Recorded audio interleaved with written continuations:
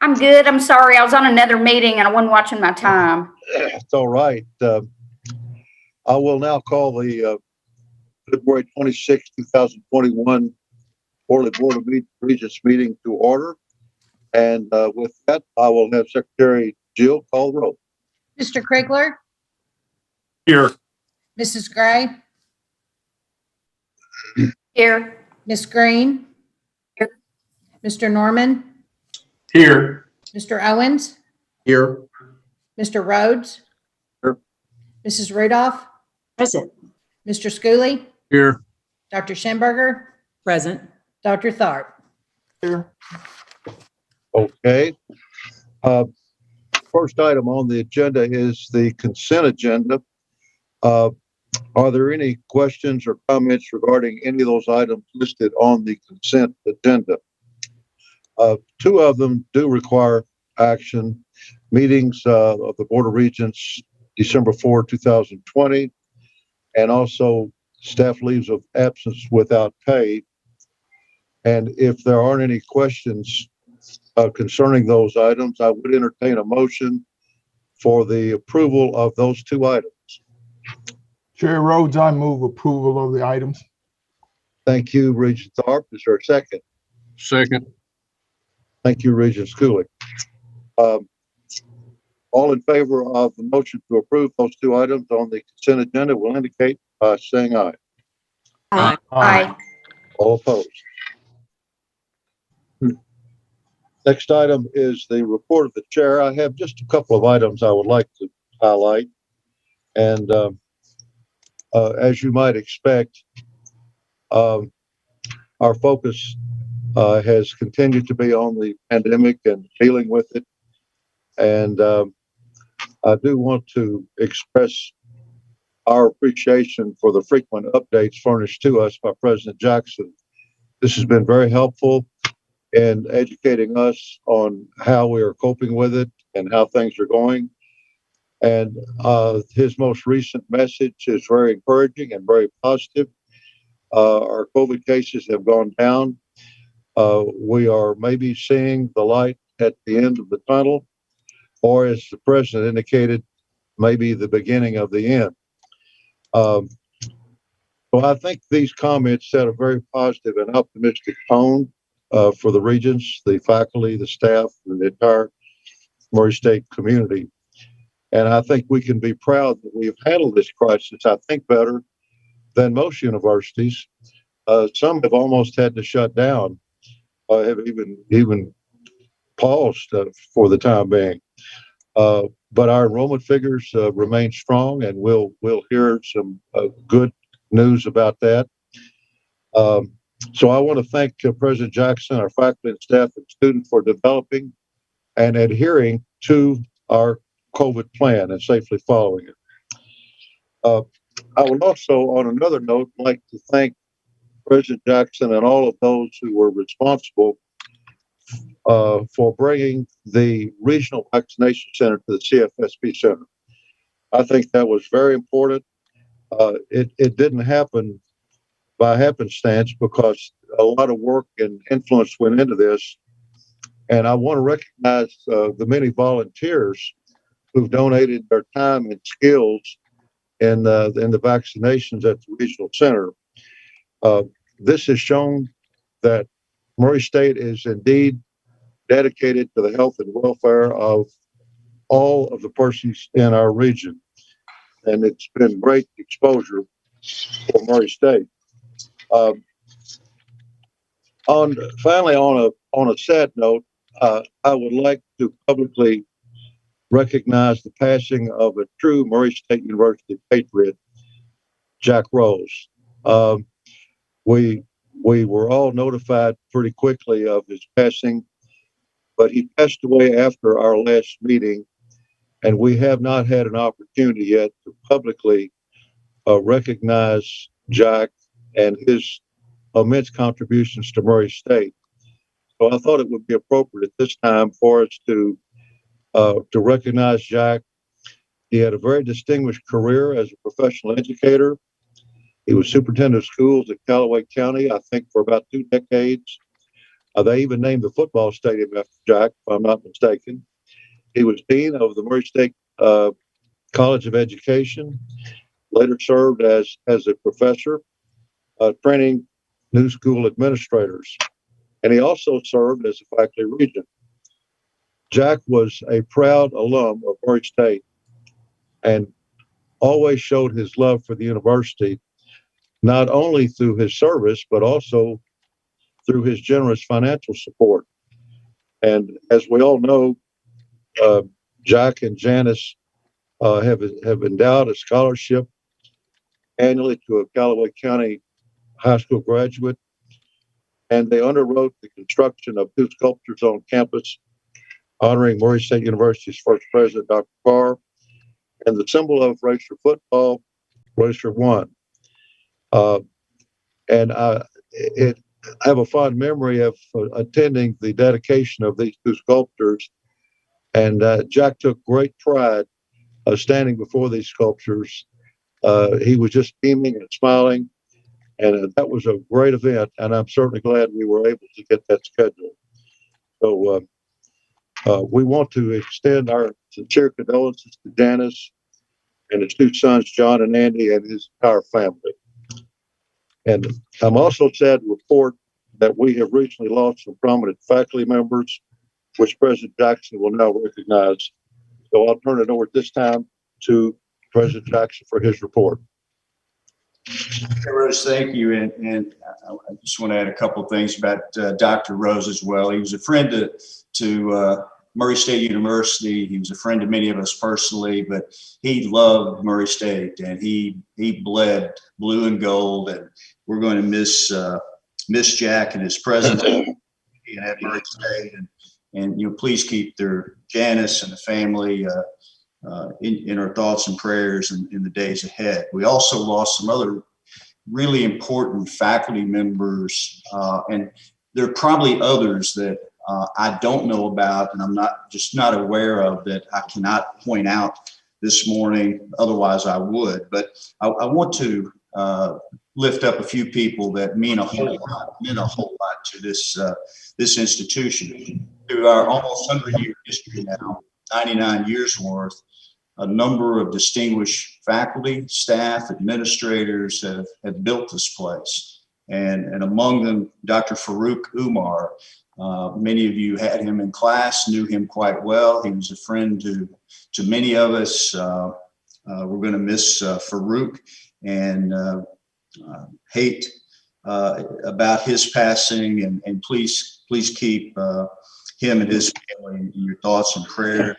Dr. Gene Garfield, a very close friend of Dr. Umar's, as well, both from the Department of Political Science. And they impacted a lot of students here over the years. When I was a student, Dr. Garfield was an SGA advisor, Regent Norman. He was a student government advisor. He was also one of the advisors to my fraternity, and he always told the story. It was probably true. Many of you remember Dr. Frank Julian, and Dr. Julian asked Dr. Garfield if he would take on that bunch of young men at my fraternity at that time, of course, and he reluctantly said so. And he always told us that no one else on campus would have taken that job, and that probably was true. But we had a lot of fun with Dr. Garfield, and again, a giant here at Murray State with Dr. Umar, Dr. Russ Wall, another dean, former dean of the College of Education. We will miss Dr. Wall. He retired a few years ago, but passed away just recently as well. And please keep his family in your thoughts and prayers. And also Dr. Eddie Adams. I did not have the honor or pleasure of knowing Dr. Adams, but he was in the industry and technology area, an early pioneer with Dr. Hugh Oakley in that area, helped build that particular department, which has evolved several times, Provost Todd, into the School of Engineering today. And so he was an early pioneer in those particular areas. But those are some really important and key faculty members. And again, there's probably others that I'm just not aware of, and we would have recognized those individuals too. But those are 5 important individuals at this institution. Moving on, there's a few things I want to give you an update on as well. I'm not going to steal any of Regent Krigler's athletic thunder from a few minutes in a few. But I do want to point out, and I want to say something about Coach Hood and his assistants and the student athletes. They're getting ready to play something that we've never done here at Murray State, spring football. And so we're entering a new era, the Coach Hood era. It's been more than a year since we've played football. And it's been more than a year since Coach Hood was hired. So I know he's ready and the team's ready, but I'm very excited. Coach Hood is a good man. He's hired a wonderful staff. He's got a wonderful team of tremendous athletes. And I know Sunday we're all excited to watch them move forward with football in the spring for the first time in the history of this institution. Our rifle program, I want to point them out as well, and Eric will probably, Regent Krigler will probably want to say other things, or Mr. Saul or others, but Coach Alan Lawler is one of the leaders, and his student athletes are national leaders in this particular sport. They won the Ohio Valley Conference and recognized it at the highest level nationally. 2 of our students are national qualifiers. That has been one of the top athletic programs at Murray State University for many, many years, and that tradition continues. And I just want to point out Coach Lawler and his students in that respective sport.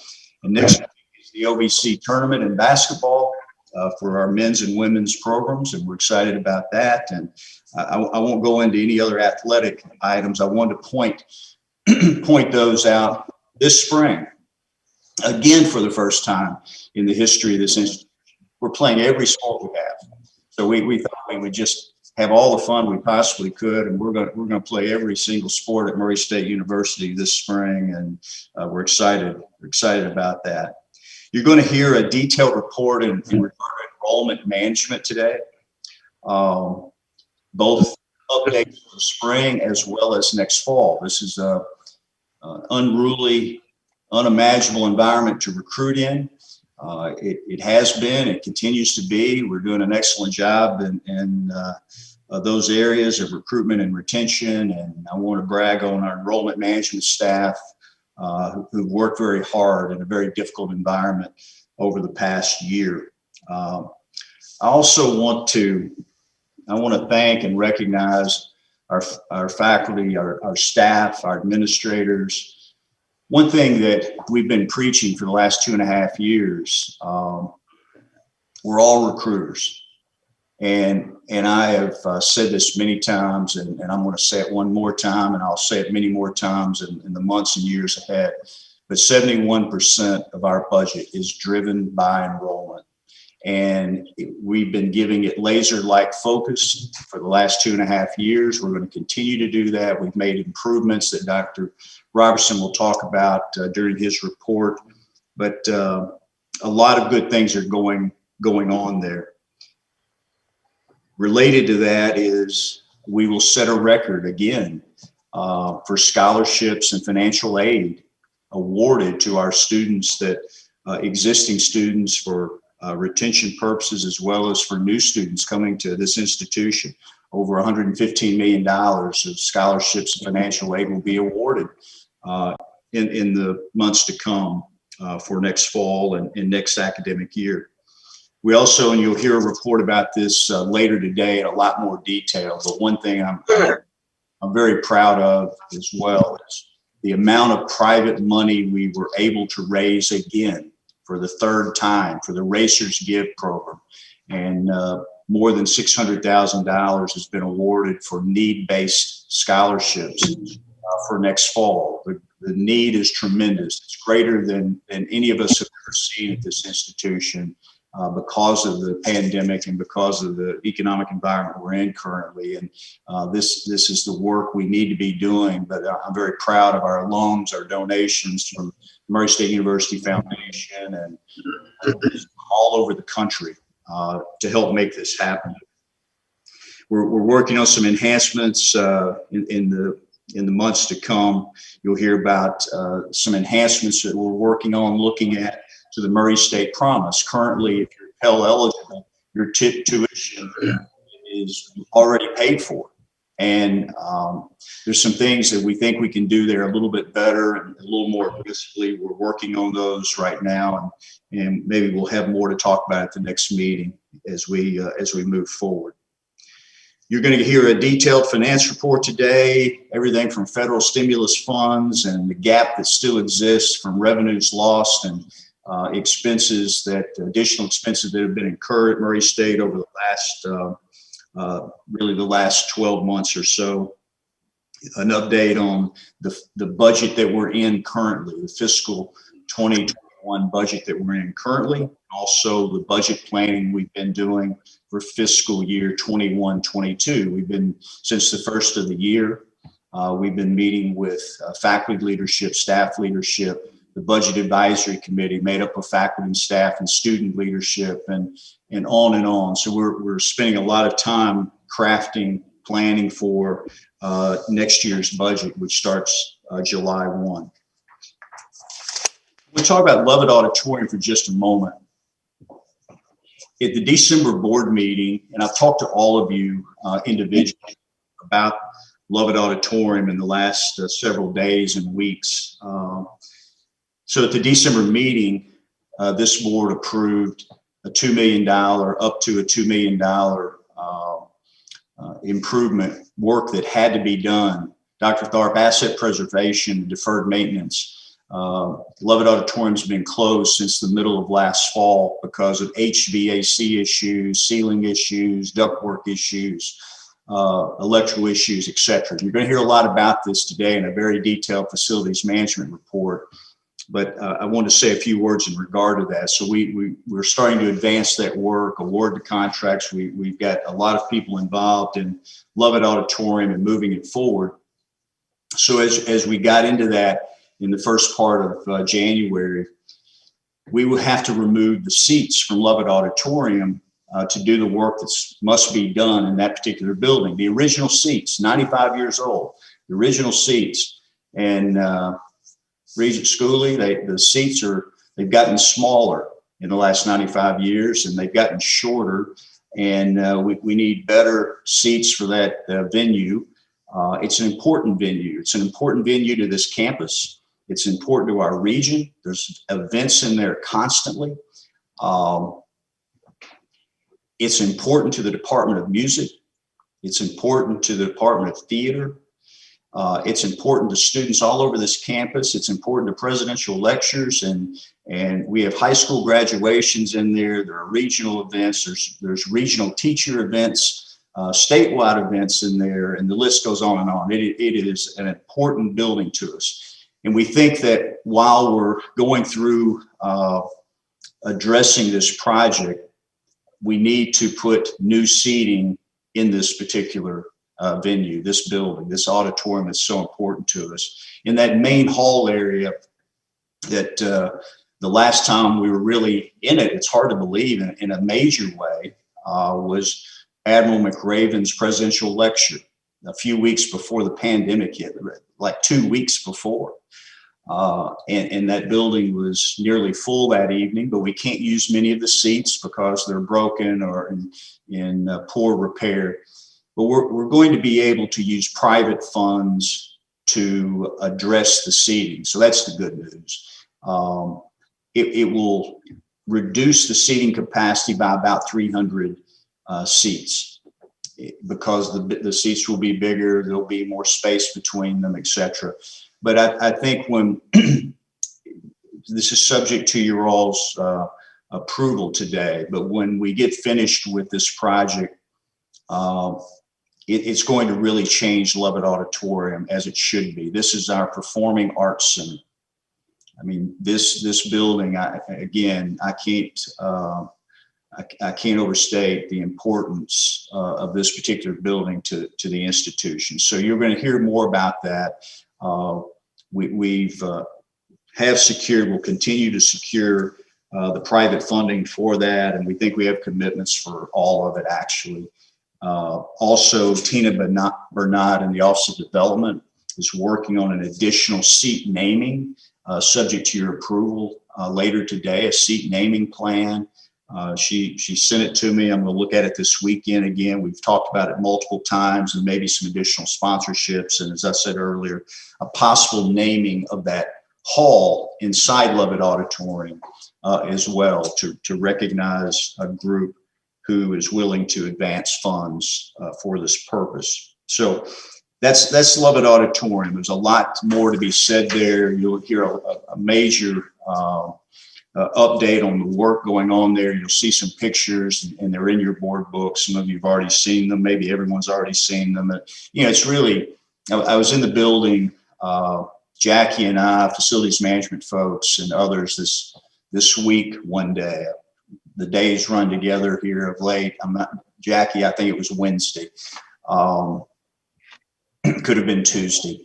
Could have been Thursday for all, but this week we were in there, and it's really sad. It breaks your heart when you walk through that building, that grand old building that we all remember and love, and just the condition we've allowed it to get into over the last few years. No fault of anyone. I don't want to insinuate that, but we've got work to do, and important work in that area, and we'll talk more about it later today. I'd like just to say a few things about the 2019 Task Force on Diversity, Equity, Inclusion. We appointed that task force originally in 2019, primarily for the recruitment and retention of underrepresented minority students, faculty, and staff. And they've been doing some excellent work in those respective areas. And I wanted to point out just a few items. Provost Todd and I have had a number of meetings with members of this task force on everything from tenure and promotion for underrepresented minority faculty members. We've gone through a lot of recruiting initiatives for underrepresented minority students. One of the programs you'll remember last fall that we formed was the Regents Fellows Program, where graduate students of color, underrepresented minority graduate students at Murray State University who apply for and are designated as Regents Fellows. These are all graduate students, so they have a graduate stipend. They also work in a respective office on campus. The idea of that program was to create a pipeline so we could hire, and we would have an opportunity for those individuals to apply for, be qualified for, and to be hired for different positions at Murray State University. And we haven't hired a lot of people since January 1 at Murray State, but we've hired 2 individuals in particular, and one of them was a Regents Fellow. And she was working in the branding, marketing, communications office for Mr. Tooney. She's now a full-time employee in that area. She will add great value. She's an excellent student, and I know is doing a wonderful job there. I'm really proud, Sean, of your work in mentoring her, and also now she's an employee at this institution. We've also made another hire in Provost Todd's office of an underrepresented minority staff member, and again, 2 hires since the first of the year. So the 2019, my point of this is the 2019 task force that was put in place to establish new ideas and policies and procedures and ways to improve this area is working. And I appreciate Cammie Duffy and who's our executive director over the IDEA office, and Provost Todd and others in helping work on some of these. The other program, which is new, more is coming in regard to this particular program. It's an older program that's we've had. It's kind of been dormant over over the last couple of years, but Provost Todd and others have revived that particular program, and it's called the Diversity Fellows Program. And it's a program for recruitment and retention of faculty members and staff members, but primarily faculty members of color. There's more news coming on this. We have 2 faculty members who have agreed to head up, and where we can make a more overt effort of recruiting faculty members of color in these respective areas. And I'm excited about that. And Provost Todd, I want to publicly thank you for your work there. And that will be housed in Tim's office, and it will work well also. Dr. Jackson, you broke up a little bit on the name of that program. It was the Diversity something program, and I didn't quite hear it. Diversity Fellows. That's the same name we've had for a few years. Some of you will remember Dr. Crystal Coel. Everyone will probably remember Dr. Crystal Coel. She used to head up that program. She left us a year ago or so, maybe a little more than a year ago. We miss Dr. Coel, but so we're breathing new life into that program so we can, do the work we need to do in recruiting and retaining faculty and staff members of color as well. So Diversity Fellows. Also, as a part of the 2019 task force, the Mills Scholarships, which are managed by Dr. S.G. Carthel in his office. So this is for student recruiting and retention. For this fall, from the previous fall, we've more than doubled the number of scholarships for underrepresented minority students in a recruiting and retention effort. So that should make a major difference in the work we're doing in recruiting students of color in regard to this particular work through Dr. Carthel's areas. We're pleased with that. That is a recommendation that came out of the task force also. Also, Mr. Tooney's office, working on a recruiting video for students, faculty, and staff on an underrepresented minority basis as well. I'd also like to point out Dr. Dada, a faculty member in the Department of Occupational Safety and Health Administration, an underrepresented minority faculty member, will be, as it was accepted into the CPE 2021 Academic Leadership Development Institute. So we nominated Dr. Dada in regard to that, and she was accepted into this program specifically for underrepresented minority faculty members across the Commonwealth. So it's a very prestigious program. Only one individual from any institution be a member of that particular program.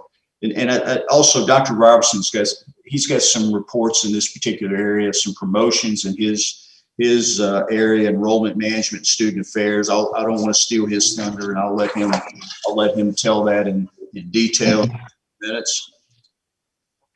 Chair Rhodes mentioned the Race Your Safe and Healthy initiatives and really what's going on campus for this spring. And you saw in my report that's in your board book some photos of this was move-in day for the spring. It was a really cold move-in day for the spring, but we're finishing. Provost Todd, I was thinking about this last night as I was looking through the board book. I think this is week 6, so we finished week 6 today, and so it's hard to believe we're more than a third of the way through this semester. So this is week 6. I'm grateful again to the students and the staff and the faculty who have gotten us to this point.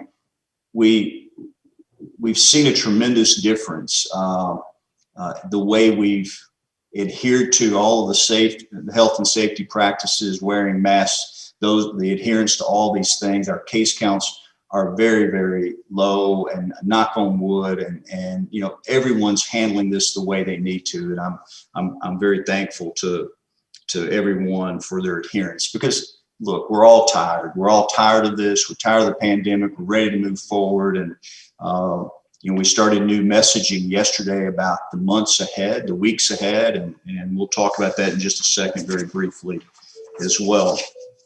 It's in your board book, but we started a new initiative with Jordan Smith. Jordan is our appointed Racer Safe and Healthy officer. Every institution had to have a point person in that regard. Jordan's done a fantastic job, but we started a new program to recognize student groups each week, a group or groups each week in a very positive way, who are adding to campus from a safety and health standpoint, who are doing what they need to be doing to keep the campus safe and healthy. And I'm very proud of the work that's going on there. And you'll notice that some individuals we've recognized, photos of individuals we've recognized, but I want to point out our housing staff, Dr. David Wilson, our housing staff, our RDs, our RAs, our residential college heads, Mr. David Looney, Emily Asher, and many, many others. I could go on and on, but these are the folks overseeing our residential colleges and our residential facilities to make sure we keep them safe and healthy, because if we had a major problem somewhere, the odds of it being there are very high. And we've been able to control and manage and keep our residential halls very safe and very healthy. And Regent Norman, I want to thank all the student groups and all that you've done with student government. Regent Norman's been a tremendous leader over the last year in helping us with this messaging, making sure that we promote all of these the way we should. And Dr. Schimberger, from a faculty standpoint, Regent Schooley from a staff standpoint, and I really appreciate that, because it's taken all of us to carry that message forward in a positive way, and it has worked. We recognize Elizabeth Residential College, Dr. Bill DeWeese, who is the college head there, and his students have done an excellent job. We recognize them. We recognize the Honors College a couple of weeks ago, their student council, and Dr. Warren Edminster. They've done a fantastic job in their particular areas, and we appreciate them. Chair Rose mentioned the School of Nursing and Health Professions. They have done an excellent job. The student nurses have done an excellent job. The Regional Vaccination Center, I can't say enough about our nursing faculty, our nursing students, Dina Byers, and all of her faculty and staff and her students. We've had 2 regional vaccination events on Sundays, all day events, starting at 8:30 and ending about 5 o'clock. They have given of themselves, their time. Our student nurses last week were giving the vaccinations, being overseen by faculty. So it's a wonderful experience for them. But most importantly, they worked hard and they represented this institution well. And we vaccinated over 2 big vaccination days, and Jordan and the Callaway County Health Department, managed to oversee this, and it ran like clockwork. I want to thank Mr. Saul and all the CFSB center staff. I mean, I've heard so many comments from all across the community and the region about how smoothly it has gone, and again, it represents this institution extremely well. And so we appreciate everyone in those areas. Lastly, this week we recognize Miss Renita Avery, who is our director of the Curris Center and Student Life, and her student workers in the Curris Center for a Racer Safe and Healthy Award. They work the information booth, and they're the first students you see if you're visiting campus typically. And they remind folks to wear their mask and adhere to protocols, and give them directions all over campus. And there's a lot of students and faculty and staff and visitors in the Curris Center each and every day. And it's their jobs to make sure, it is safe and healthy for not only our campus community, but the broader community. So there's some photos there I thought you'd like to see, especially of our student nurses. And again, they got some great experience. Regent Rudolph, being a nurse, I know you understand how important it is for student nurses to get that kind of experience. And in the middle of a pandemic that happens once every 100 years, let's hope, they will be able to tell that story to their children and grandchildren in the years to come. Dr. Robertson will probably talk about a grant that we've applied for. I won't go into detail on that. Probably more importantly, yesterday we started messaging in great detail the weeks, months to come, summer, next fall, what to expect from campus activities and student life, what to expect from a teaching and learning standpoint. And as we move forward, and as we've said, we're at the beginning of the end of this pandemic, and we can see some sunshine now. And a lot of people are working hard to get us to that point. But we'll be doing a lot more of that work. And I want to mention commencement, and later Provost Todd may want to say something in regard to it, but we're planning an in-person commencement. We may have 3 or 4 of them for distancing purposes and safety purposes. And we're looking at doing the commencement in Stewart Stadium or the quad. We've had commencement in the quad one time in our history. And I think that would be a really memorable and a cool event to have for the students who are graduating this year, who've had a really tough year. Regent Norman and I talked about that yesterday and as well. So more to come in regard to that, a lot more communications. Also in your board book and my report, I want to point out a group you may not be familiar with, but they're very important to us. And Dr. Robertson and I've spent a lot of time with them over the last many months since last fall, but the Murray State University eSports program. And so they are now an official group of this institution. They are our official eSports program. The NCAA is recognizing collegiate eSports programs now.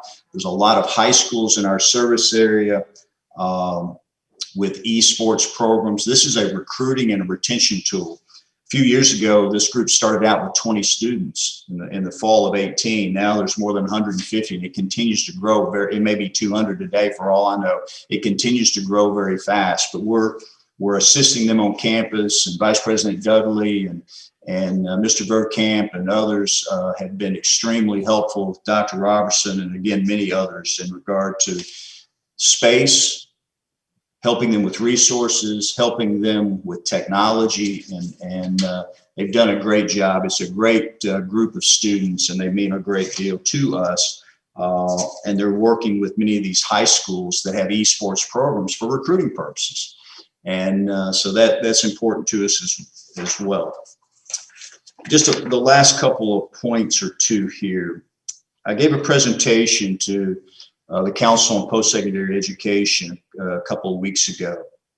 And I wanted to point out just a couple of highlights that from that presentation that we talked to the council members about.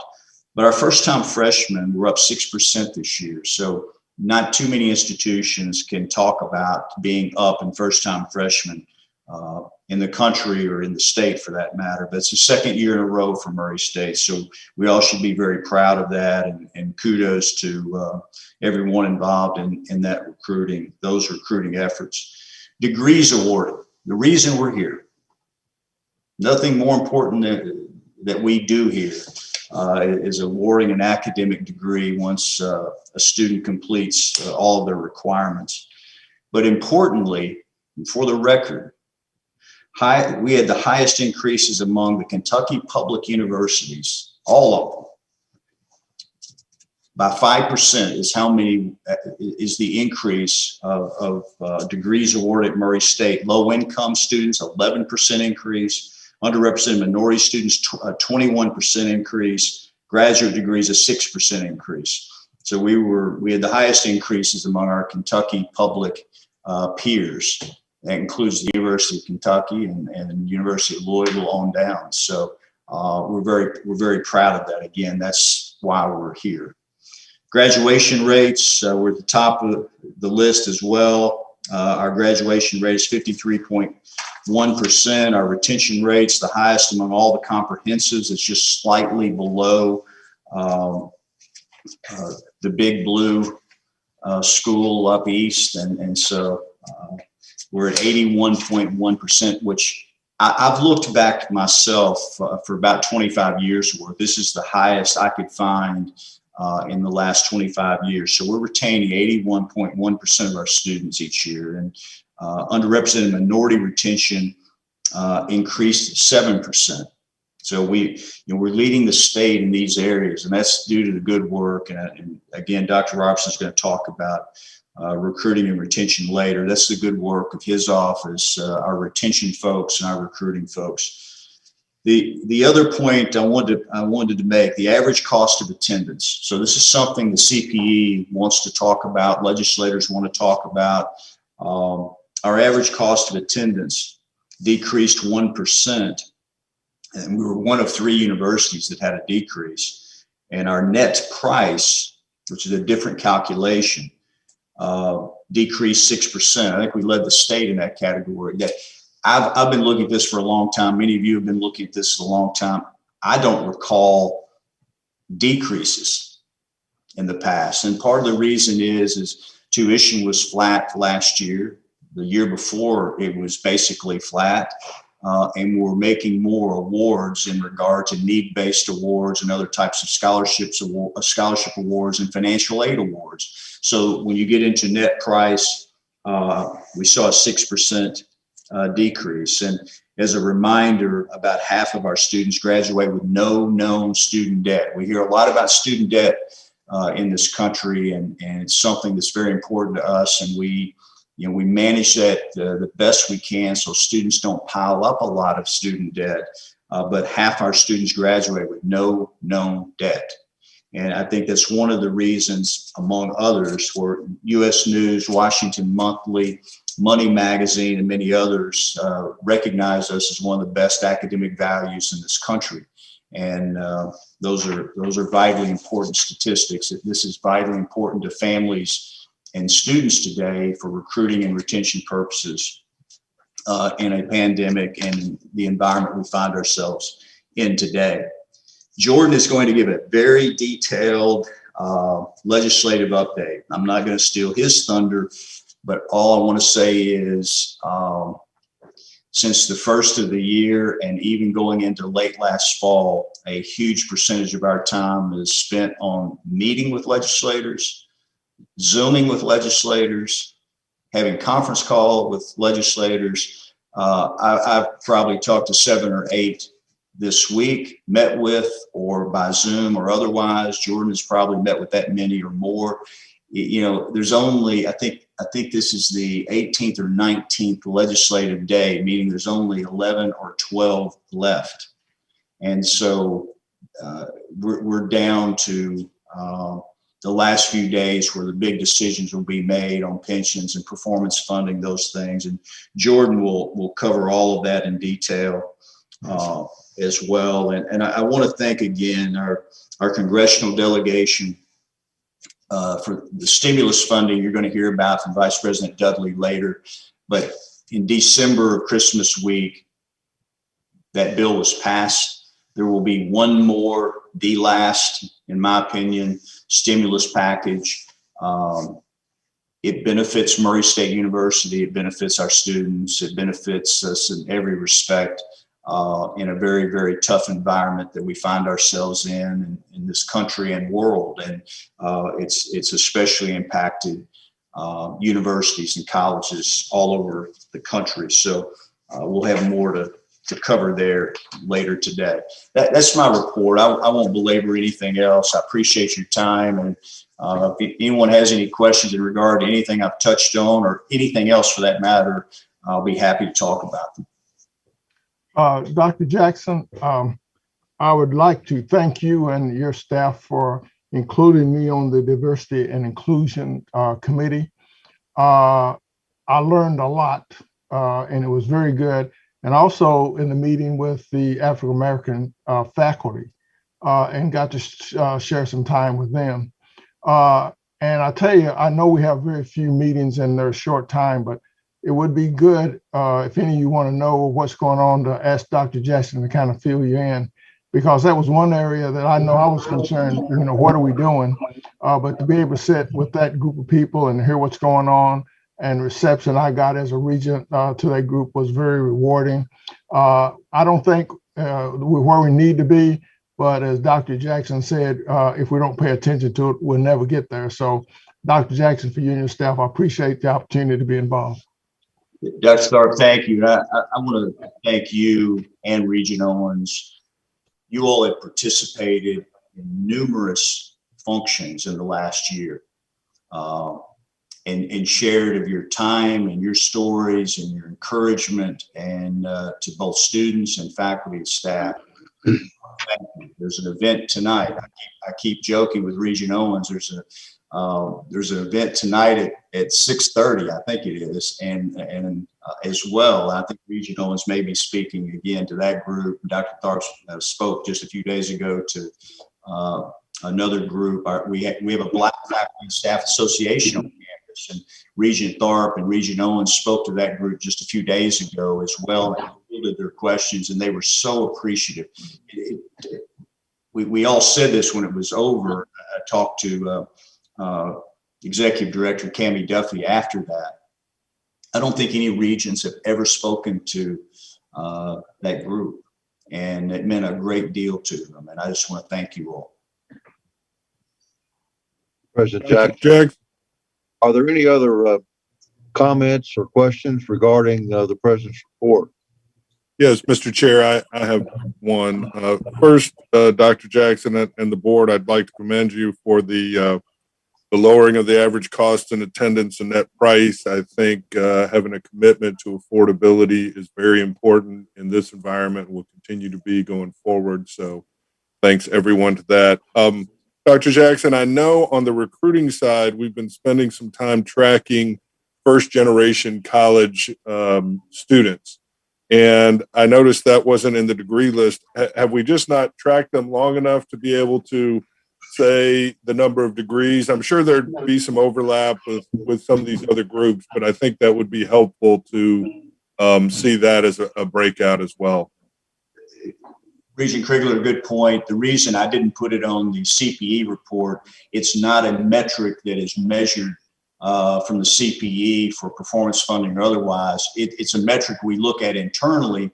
We haven't been watching it a long time, but Dr. Robertson and Dr. Pfister, during their presentation, will have information, I think, in regard to that particular area.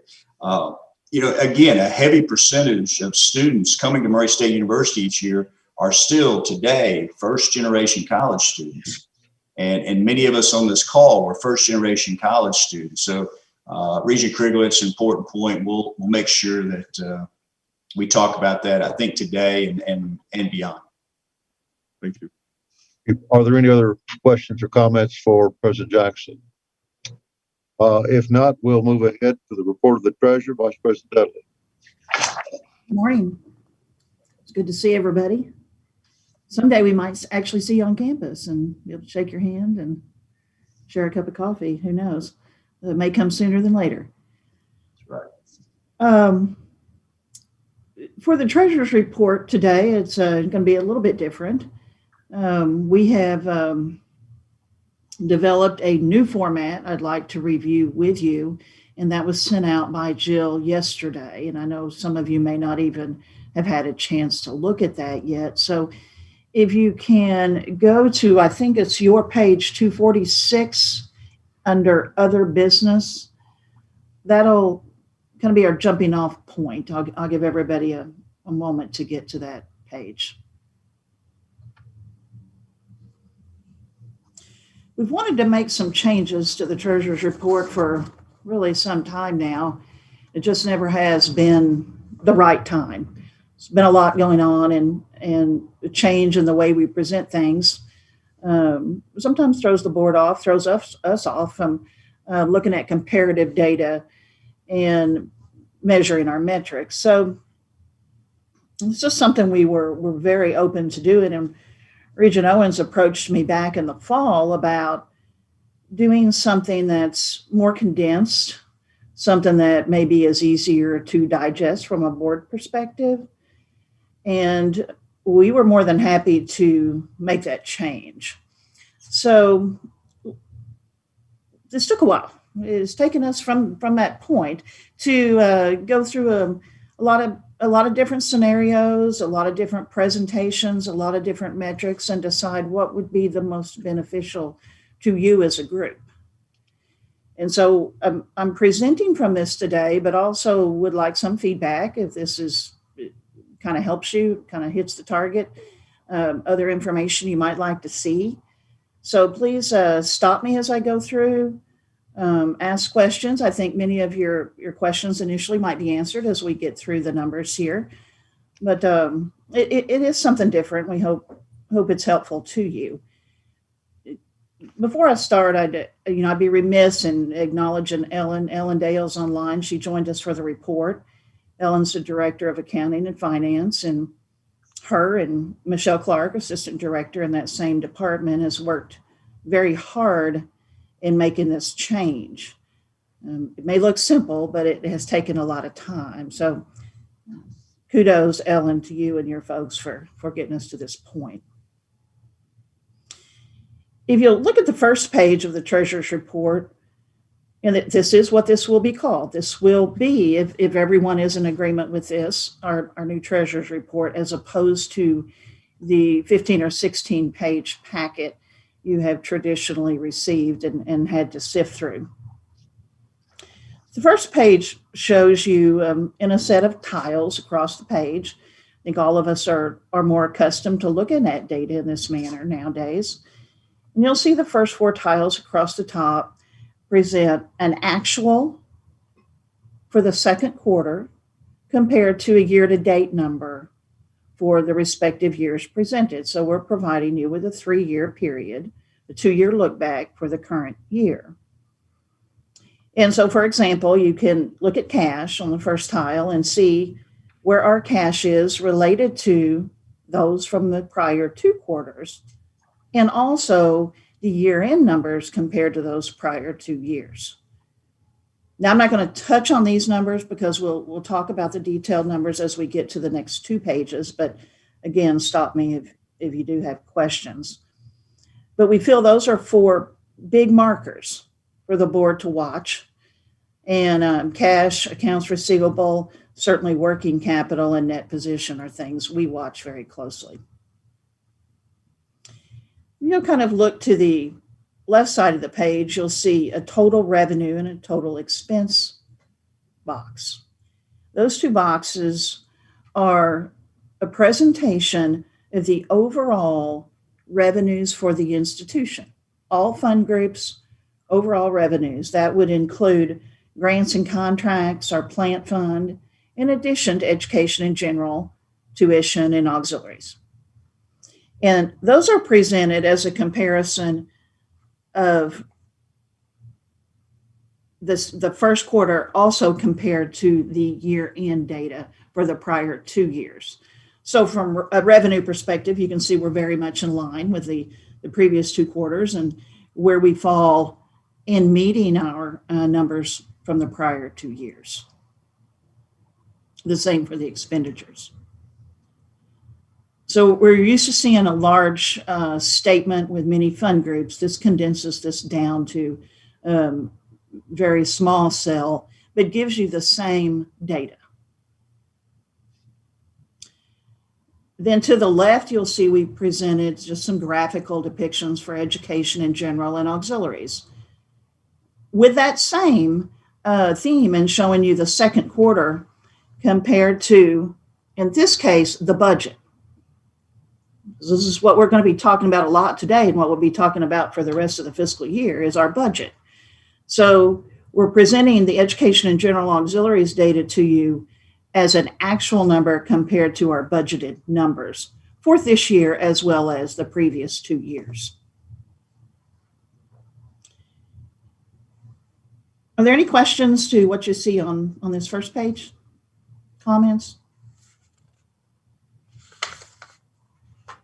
So if you'll go on to the next page, the next 2 pages represent condensed financial statements.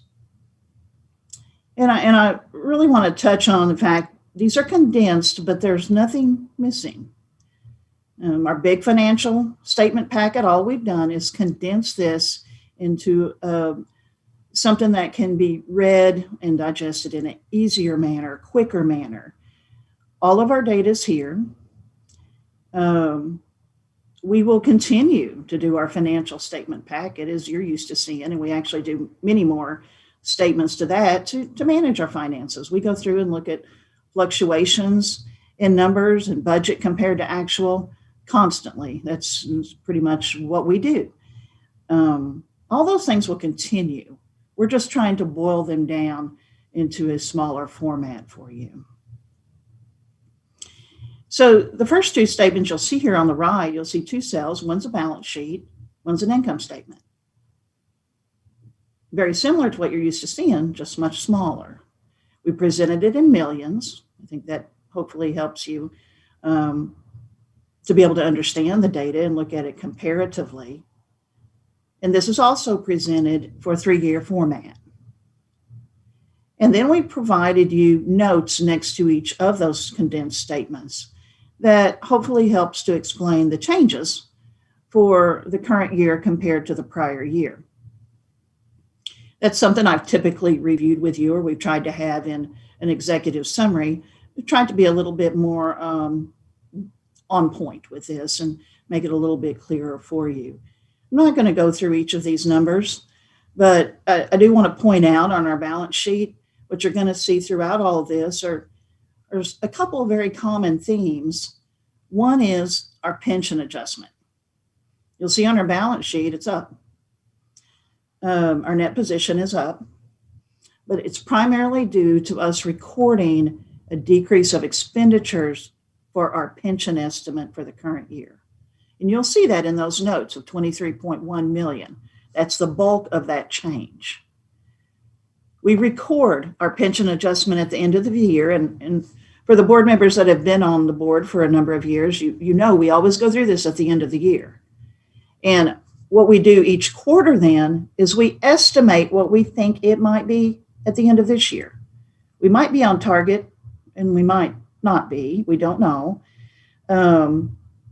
But we do take an average of prior year pension numbers and try to spread that out over the quarters for the current year. And what that does is it's reducing our expenditures because our liability is projected to go down. Last year, the liability went down quite a bit because it was a good investment year. And TRS did very well last year. So our liability went down, and that was a reduction of expenditure. So we're forecasting the same this year. The market's not in as good a position as we all know. So I don't know that we'll hit the market with this, but we do record it each quarter so we don't see a big fluctuation at the end of the fiscal year. The income statement, also some similar fluxes, but those are explained in the notes. I'll touch on two of those. Jackie? Yes. Sorry, excuse me. Where was the 23 million you were talking about? If you look at the balance sheet in the first cell and you'll look to the right of that, you'll see a note. Oh, in the notes. Oh, okay. Note 23.1 or whatever. Right. Okay, there we go. Thank you. I would say this format is going to be incredibly helpful. And will we still have the financial packet? So if we look at the condensed balance sheet, and we have a question, we'll be able to just go right to the to the full statement. Yeah, we hadn't intended on presenting the full statements as you have them. That's something if the board does need some more detailed, we could present some excerpts from that. Certainly. Thank you. Because they will be prepared. So down to the income statement. The income statement also is trended for this quarter up. That is due primarily to two factors. One is we received at the end of the year a 3.5 payment from Sodexo. Sodexo is our dining vendor. And they pay us scheduled investments for capital improvements. And this is the money we get from them to pay for the dining improvements we've made on campus that everyone's aware of. We receive that payment late in the year. It's kind of a timing difference. This will even out as the year goes on. But we did have 3.5 million that came in as cash that provides a flux this quarter. And you'll also see on that income statement note 2.9 million that's labeled as CARES funding. there's lots we're going to talk about related to the CARES dollars this year. But what that is last year we received over $6 million of CARES funding, and we used it last year. However, due to some of our accounting pronouncements, we could not recognize all the revenue last year. So we got the cash, we just couldn't recognize all the revenue, and that had to be spread out into this year. So you're seeing that impact of that transaction. It's not additional CARES money, it's just an accounting transaction that does inflate at this point, our change in that position. So at the bottom, Jackie, yes, so on the income statement, it says fiscal year Q2. Is that solely for the quarter or is that a year-to-date number? it's solely for the quarter. Solely for the quarter. And then the notes on the side is, do you say what account, you have the dollar amount change, but will we be able to tell what account that goes in over to the left? So like the CARES funding was an additional 2.9 million. What account did that show up in the income statement for the quarter? Right. Well, we haven't provided you with which descriptive line that applies to. But the notes as we presented them, and we certainly can clarify that, explains the fluctuation between the FY21 Q2 and FY20 Q2. We don't have any fluctuations explained for the FY19. Right. For that flux, we did not go back that far, and we've only presented that data for a visual comparison. So we can't tell like if a line item is fluctuating if it's from one of the notes over to the right. Not in the only- presentation you see. Okay. We try to be as simple as we can in trying to present the overall change in net position and give you the reasons for that. Right. We can work on tying those a little closer together, but we're also trying to not provide it something that can't be read easily. Right. Understood. The tuition analysis, which is really something we focus on every treasurer's report, is at the bottom of page 2, and it's in a very condensed summary. But the cell over to your right is a picture of where we are at this quarter. So you'll see our net tuition and fees for the current December 20 is 30.9 million compared to 31.3. It's about $400,000 down. It's where we've been looking at, actually. Our discount rate is still right at 40%. Now, I will point out, and you can tell this, I'm sure, that spring is not included in those numbers, just due to our billing cycle for the spring was not included in the December numbers this year. If you look over to the left, you'll see the tuition analysis cell, and that is the forecast we prepared for the end of this fiscal year. So you'll see we have a budget. Our net tuition and fee budget is $60.9 million. We're forecasting right now that we might be short of meeting that, approximately $700,000, a little bit short of $700,000. It's right around 1% of our budget. We do have our contingency still in place that has not been used this year, so that will absorb that. But that's what our projection forecast is if we stay on target. We know spring, even though it's not reflected in these numbers, we do know spring at this point, and we will be counting again on those summer 1 revenues and meeting the budget for summer 1.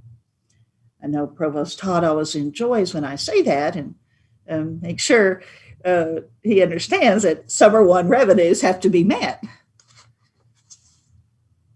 So going on to the third page of the report, you'll see some more condensed statements.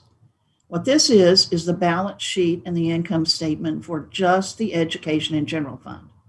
So what you were looking at before was entity-wide. You see all of our fund groups condensed in 3 columns. So all we're doing here is presenting to you the balance sheet for education in general, an income statement for that same group, and then an income statement for auxiliaries. The changes there are noted. I will say for all of these statements across the board, but specifically education in general and auxiliaries, we're where we expect to be. Education in general is, when you consider the fluctuations, some of them are timing, solely timing, and the pension adjustment, we're pretty much where we were last year. Now, the exception is auxiliaries. The auxiliary fund has been challenged. We've had lost revenues due to the pandemic. That will continue. It was the case in fall. It has continued through the spring, and we'll talk a little bit about those numbers as we get into the finance committee. But without the Sodexo investment, you would see a little over $1 million shortfall in the auxiliary fund as of December. Now that's going to grow as the spring numbers come in. But I do want to say we have stimulus funding available to us. We'll talk about that a little bit more too. But when I say it's available to us, we haven't been able to draw much of it yet from the December stimulus funds that were made available because we don't have all the guidelines from the U.S. Department of Education yet on how we can use those funds. So once we do get those, I do feel much of this auxiliary situation will be resolved by being able to apply those dollars to those lost revenues. So I hope that is a timing difference. I do want to point that out. Auxiliaries will continue to be one of our most challenging areas through the rest of this year.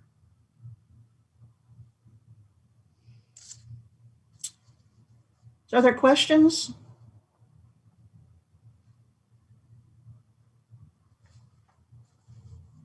Is it a good format? Does it help? Chair Rhodes, if I may.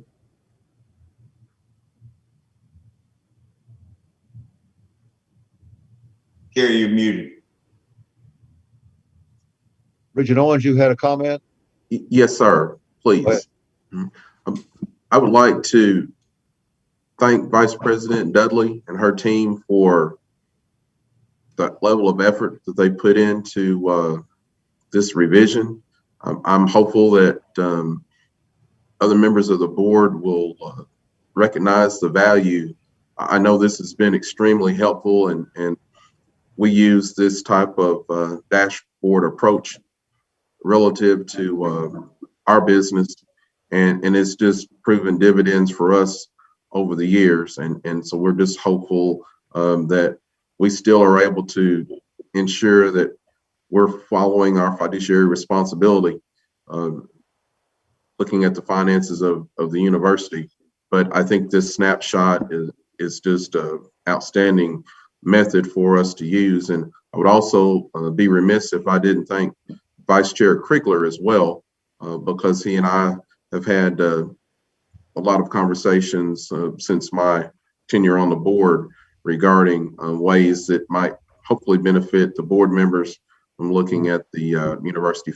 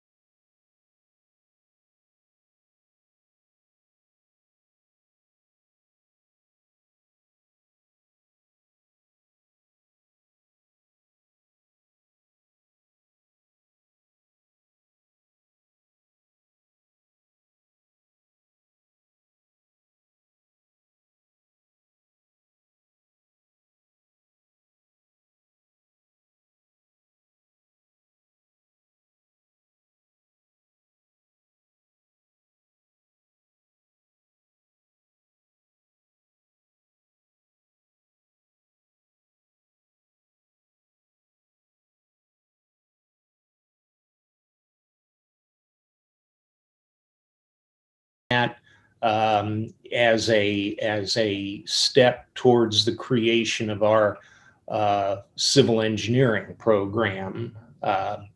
We closed our gifted education program. That was basically an enrollment decision again, as was outdoor recreation. That's another program that we've closed. So those are just a few examples. Again, there are many others, but I just wanted to give you a sense of the types of things we have closed or suspended. And then just to comment that this is an ongoing process. We're constantly reviewing our programs, and now with Gray Associates and Burning Glass and some of these other tools and information from Renee Pfister, it's been very, very helpful and quite enlightening to us. On the other side of the coin, on the next slide, we've got a few of our recent additions. I mentioned civil and sustainability engineering. That's a new program for us, and it's the enrollments have surprised us as to how quickly they have grown. Cybersecurity, that's a partially it's a rebranding and also a change of focus and curriculum overhaul of our old TSM, telecommunication systems management program. We have a new respiratory therapy program that we're offering in conjunction with Madisonville. It's the model for that.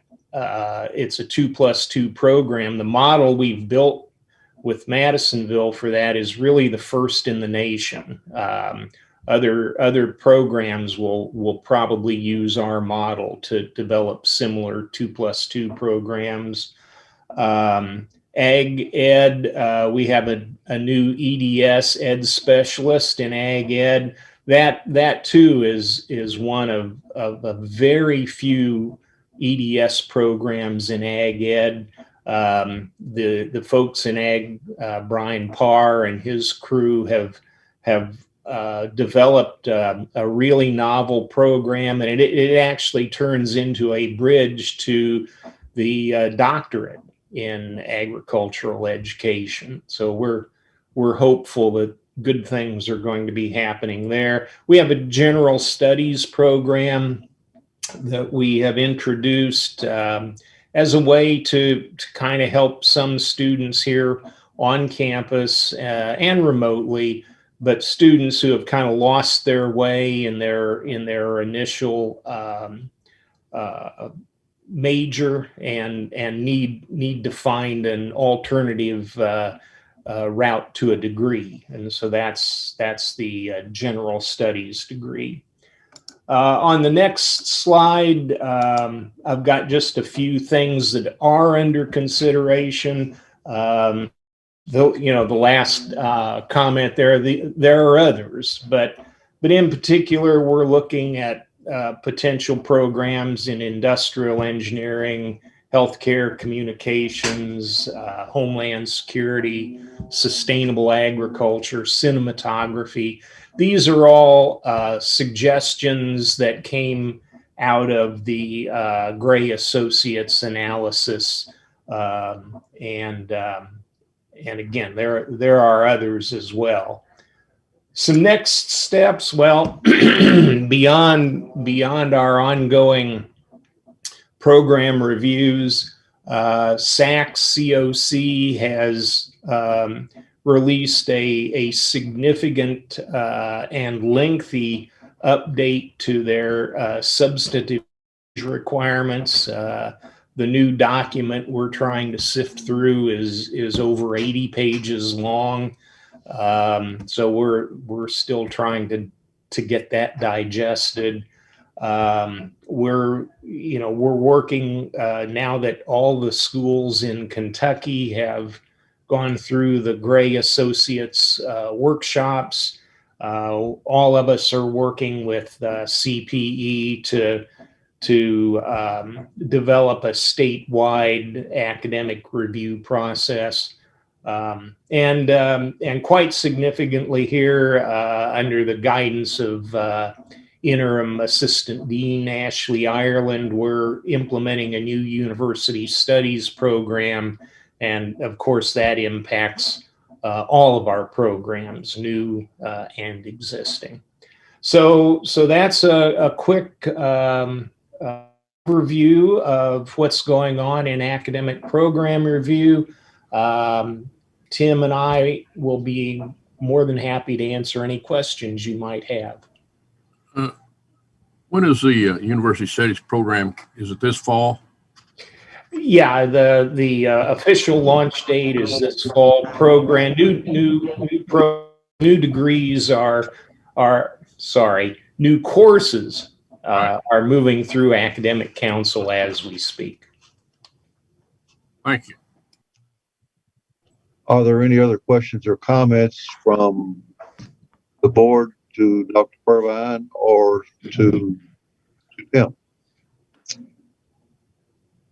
Okay, seeing none. Dr. Todd, we want to move on to the next item, faculty rank change report. Yes, Madam Chair. Thank you. Historically, we will bring these types of title change requests and information items to the board in honoring distinguished performance of our non-tenure track faculty. We have one we wanted to present as an information item. Emma Vaughn has been an instructor in our Center for Academic Success for many years. Her discipline is mathematics, and she has had exemplary performance over the years. And the title change from instructor to senior instructor is what this item is for information. I'd be glad to answer any questions on that. Any questions or comments on that? Congratulations to Emma. We do appreciate all the things that she, as well as the Center for Academic Success, they're very vital to our academic mission at the university. So thank you. Are there any comments or questions from the committee or from the other regents regarding anything with the Academic Excellence and Scholarly Activities Committee? Hearing none, that concludes our activities and report. I turn everything back over to you, Chairman Rhodes. Thank you, Regent Schimberger, and thank you, Dr. Todd and Dr. Purvine. We'll move on now to the Athletics Committee, Regent Krieger. Thank you, Chair Rhodes. The Athletic Committee, I'm joined by Chair Rhodes, Regent Rudolphs, Regent Schooley, and Regent Tharp. I have a couple items, one for a vote, one for information, and then I have a few announcements that I guess I'll start with. First of all, I'd just like to add my condolences to the various members of the university community we lost. Like Dr. Jackson was saying, I have fond memories. I had Dr. Omar for my first semester freshman year for a World Civ class, and I felt like it was one of my great accomplishments that I got an A in that class. Dr. Omar did not give out easy grades, and his daughter Layla was in the class with me, and he didn't take it easy on her either. She had to work for everything she got, so there was no multiple choice there. We had the little blue books, and you had to write everything you knew about world civilization in them, and so I have fond memories of him and a lot of the other folks that Dr. Jackson mentioned. And it's kind of a good segue. These folks that we cheer for on the courts and the fields and in the Murray State Blue and Gold are often early the next morning in a class and trying to plug away on the academic side. And under the leadership of Dr. Jackson, Athletic Director Saul, the athletic department posted a GPA in the fall of 2020 of a 3.25. That is the second highest semester the athletic program has posted as far back as we have records. It was just slightly less than the spring of 2020, where we had a 3.32. And I think this really speaks to just the whole athletic department and coaches going into a mode of helping the student athletes make it through this whole time. Obviously, everybody in the university community had challenges, but I think the coaches and athletic departments stepped up and gave the student athletes the support they needed. 12 of the 15 athletic teams had an average GPA of over 3.0. Additionally, if you look at the metrics that the graduation metrics that the NCAA puts together, I'm sure Kevin Saul and Matt Kelly, if they had a whiteboard, could take 2 or 3 hours and explain to you all the nuances of that. You think pivot tables are sophisticated? Just wait till you get to the NCAA and their some of their arcane things. But they have 2 basic metrics, I think, the GSR and FGR, and both of those metrics we're at the second highest level we've ever been.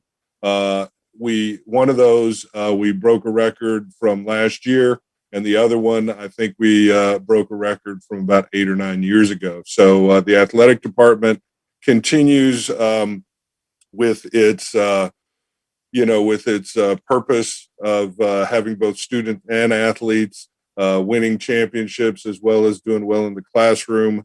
This is actually the 16th year in a row in which the athletics graduation rate is better than the university overall.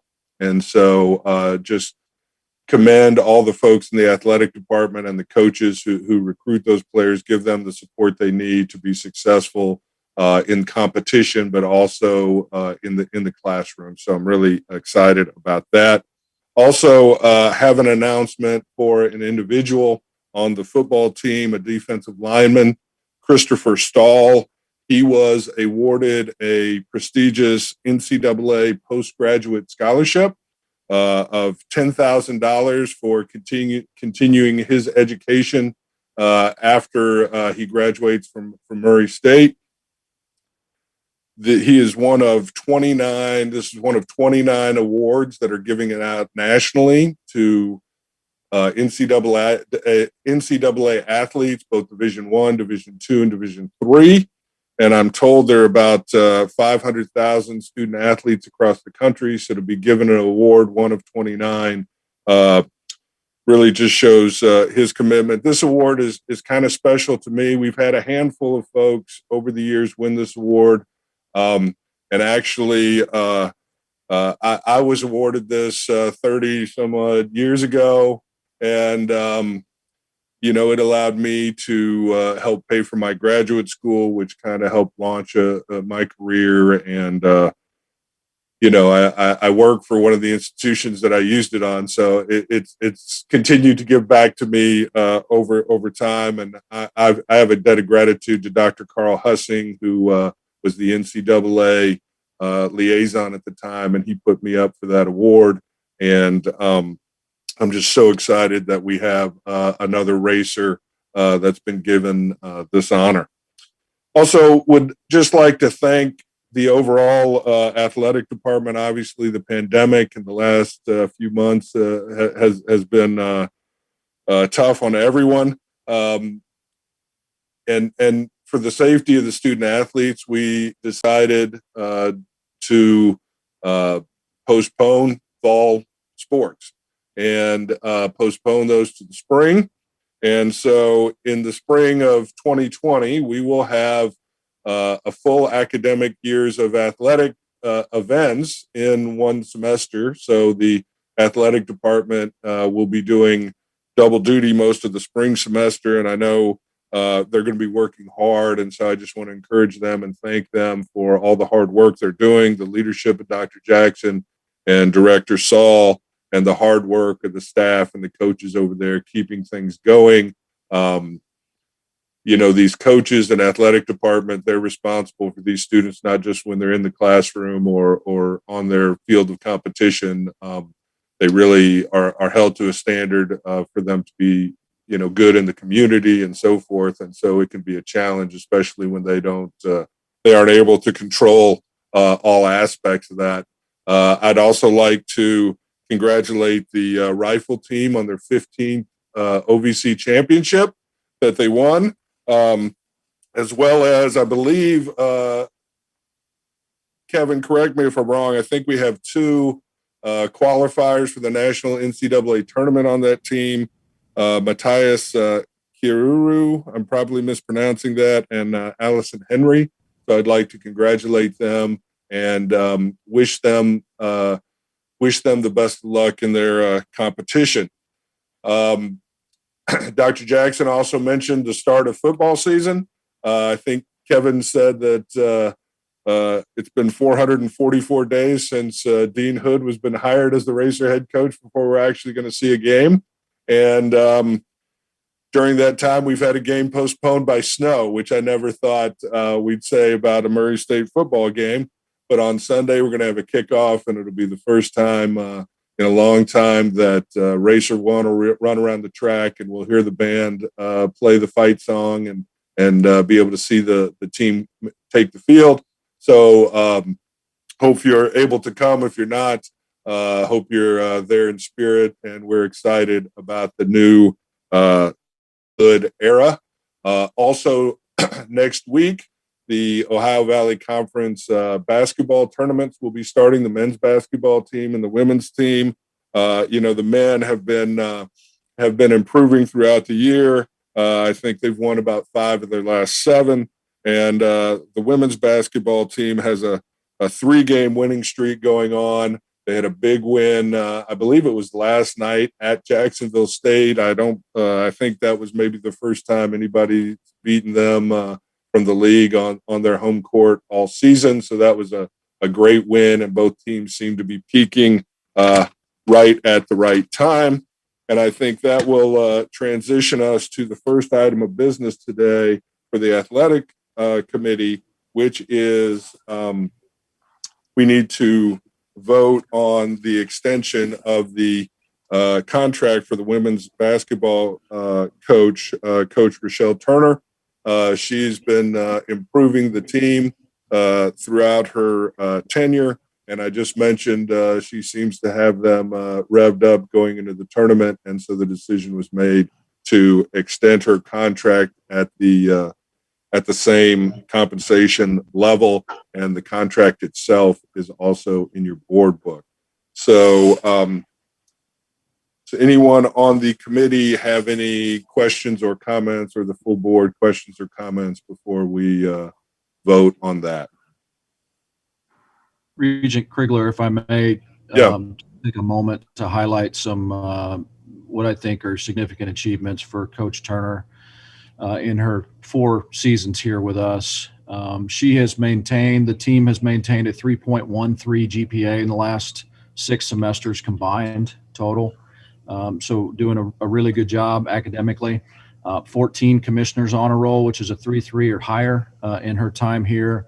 She's also had an OVC Medal of Honor winner, which is the highest GPA for a particular sport across the league, the highest individual GPA. Doing a really good job in the classroom from a community perspective, contributing. Coach Turner is a contributing member of our weekly diversity and inclusion team that we formed within athletics. And contributes greatly to that. You may have seen a pretty good presence, women's basketball on social media, honoring Black History Month this month. They've done a really nice job with that. Coach Turner has led the charge there. Competitively, she's been with us for 4 seasons, and we will go to 4 OVC tournaments. She's coached 5 all OVC selections. In her first 3 years, she coached the 17-18 OVC Player of the Year. She coached the 18-19 Freshman of the Year in Macy Turley. The odds are that we're going to have another Freshman of the Year in Caitlin Young, who has been 7-time Freshman of the Week, and this past week was named Player of the Week for the league as a freshman as well. So you'll recall in an update last year, the 18-19 team was picked 12th by the coaches and finished 6th. She has consistently overachieved. The winning percentages have escalated each year from a 367 to a 433 to a 467 we're currently at a 583, and it continues to get better. So certainly honored to be able to present this and appreciate the consideration. Thank you, Kevin. Any other comments or questions? All right, then I would entertain a motion from the committee regarding the contract of Coach Rochelle Turner, extension of the contract of Coach Rochelle Turner. Regent Krigler, I would move the approval of the contract of employment for Coach Turner as discussed. Have a motion. Do I have a second? Second. A motion and a second. Any other discussion?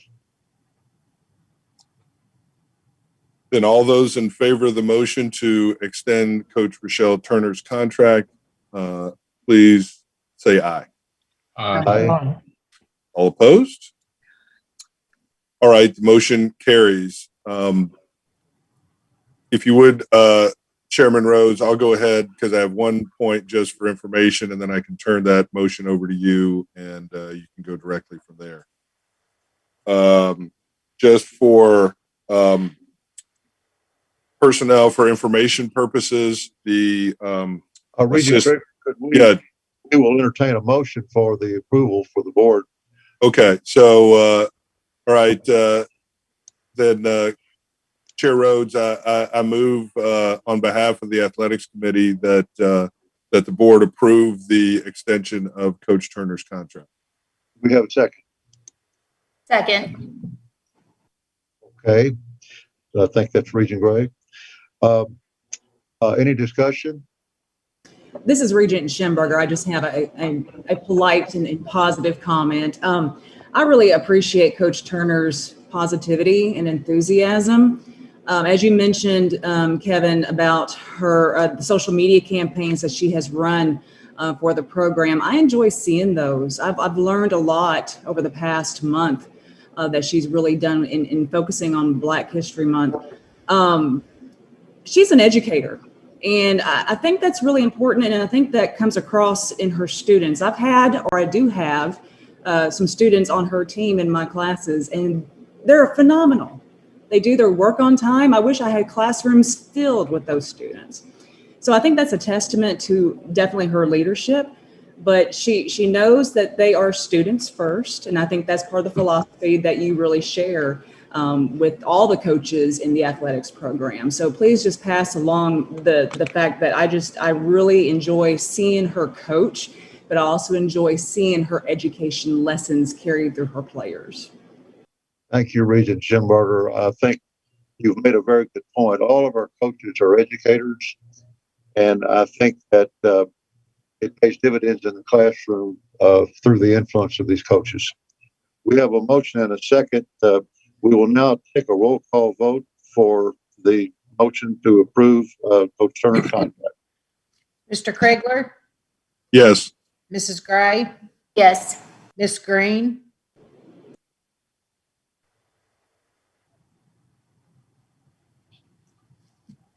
She gave a thumbs up. and I need a verbal. Okay. Yes. I think she was muted. Yeah. Mr. Norman, Yes. Mr. Owens, Yes. Mrs. Rudolph, Yes. Mr. Schooley, Yes. Dr. Schemberger, Yes. Dr. Tharp, Yes. Mr. Rhodes. Aye. Motion is carried. At this time, we will take a 10-minute recess and start back about, say, about 20 after 10. Thank you.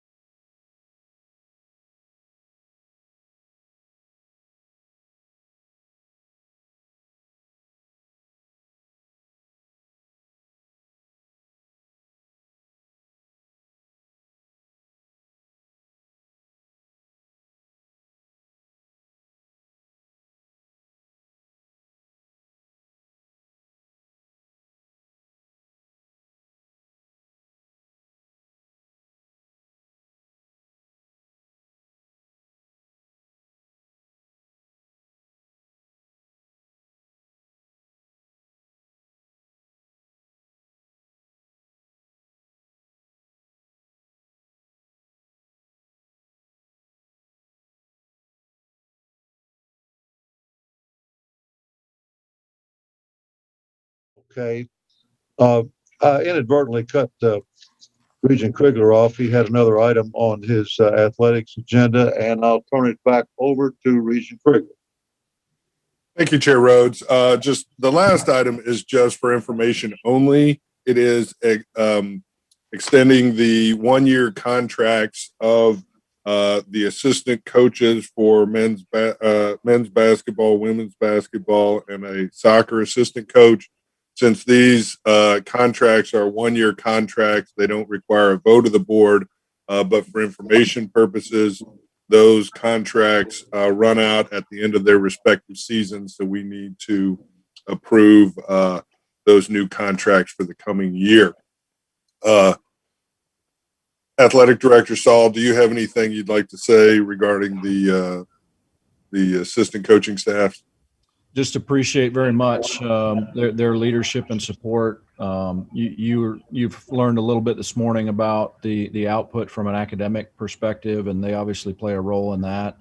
But also just in managing the COVID, our coaches and our student athletes have gone through tremendous adversity to get back to the field of competition. I appreciate Dr. Jackson, his leadership, the president's executive council, Vice President Dudley, for allowing us to test with the frequency that's required for the NCAA for us to be able to compete. And just a testament of our assistant coaches doing a great job. And as you know, we have an annual rhythm for assistant coaches contracts and have about 3 periods during the year where we renew the 1-year contracts. And those of you will remember during the pandemic, the athletic department actually did wellness checks on student athletes on a daily basis. And many of these assistants were part of those groups, calling the student athletes on a regular basis to make sure they're keeping up with the academic work, which we've seen in their GPAs over the last 2 semesters, as well as just working through mental health issues or any other problems that came about in the regular course of action. So I'd just like to commend these assistants. And with that, that will conclude the report of the Athletics Committee, Chair Rhodes. Kevin, can explain to the board while we're breaking new ground here about playing football on Sundays. That's just something new for the university. Could you kind of enlighten the board on that? I would be happy to. Thanks for the opportunity. So we have 15 sports here at Murray State, and all 15 of them will be competing this spring, as Vice Chair Krigler mentioned here earlier. So the annual rhythm for us, obviously, is we have a season of fall, winter, spring, and we are currently in the time where under a normal year, we would have a winter, spring overlap. So your winter sports of rifle, men's and women's basketball would be overlapping with softball as it starts up the 2nd week in February, baseball the 3rd week in February, and then outdoor track, golf, tennis in the weeks to follow. That's normally one of our busiest times of the year, and we're just simply adding all the fall sports to that as well. So football, volleyball, soccer, and it'll be a really interesting 6 weeks. We're on the front end of a 6-week journey where we've got all 15 of our sports going at the same time. The OVC recognizes that given the size of the athletic department staffs, support staff, important athletic training coverage, that we needed to look at non-traditional days of play. In order to not stack the staff up too much with 3 or 4 or 5 different events on one particular day. So you're seeing, volleyball where they would normally play on maybe a Friday, Saturday, they're playing Sunday, Monday. Football's playing Sunday to try to help pave the way a little bit for the baseballs and softballs to be able to conduct a 3-game weekend series over 2 days. So it's really just been a puzzle to put together for the Council of Presidents and ADs in the OVC, and we feel like we've gotten to a pretty good spot. But it's led us to playing football on Sundays, and as we tell our football student athletes, we hope they get used to playing ball on Sundays. Thank you for that explanation. We're used to Sunday football anyway with the NFL. So thank you very much. I want to remind all of our board members to identify yourself when you make a motion or a second. This will help Jill greatly. It's difficult with Zoom sometimes to decipher who's actually making the motion or second. So just a reminder. We'll next move to the Audit and Compliance Committee with Regent Hart.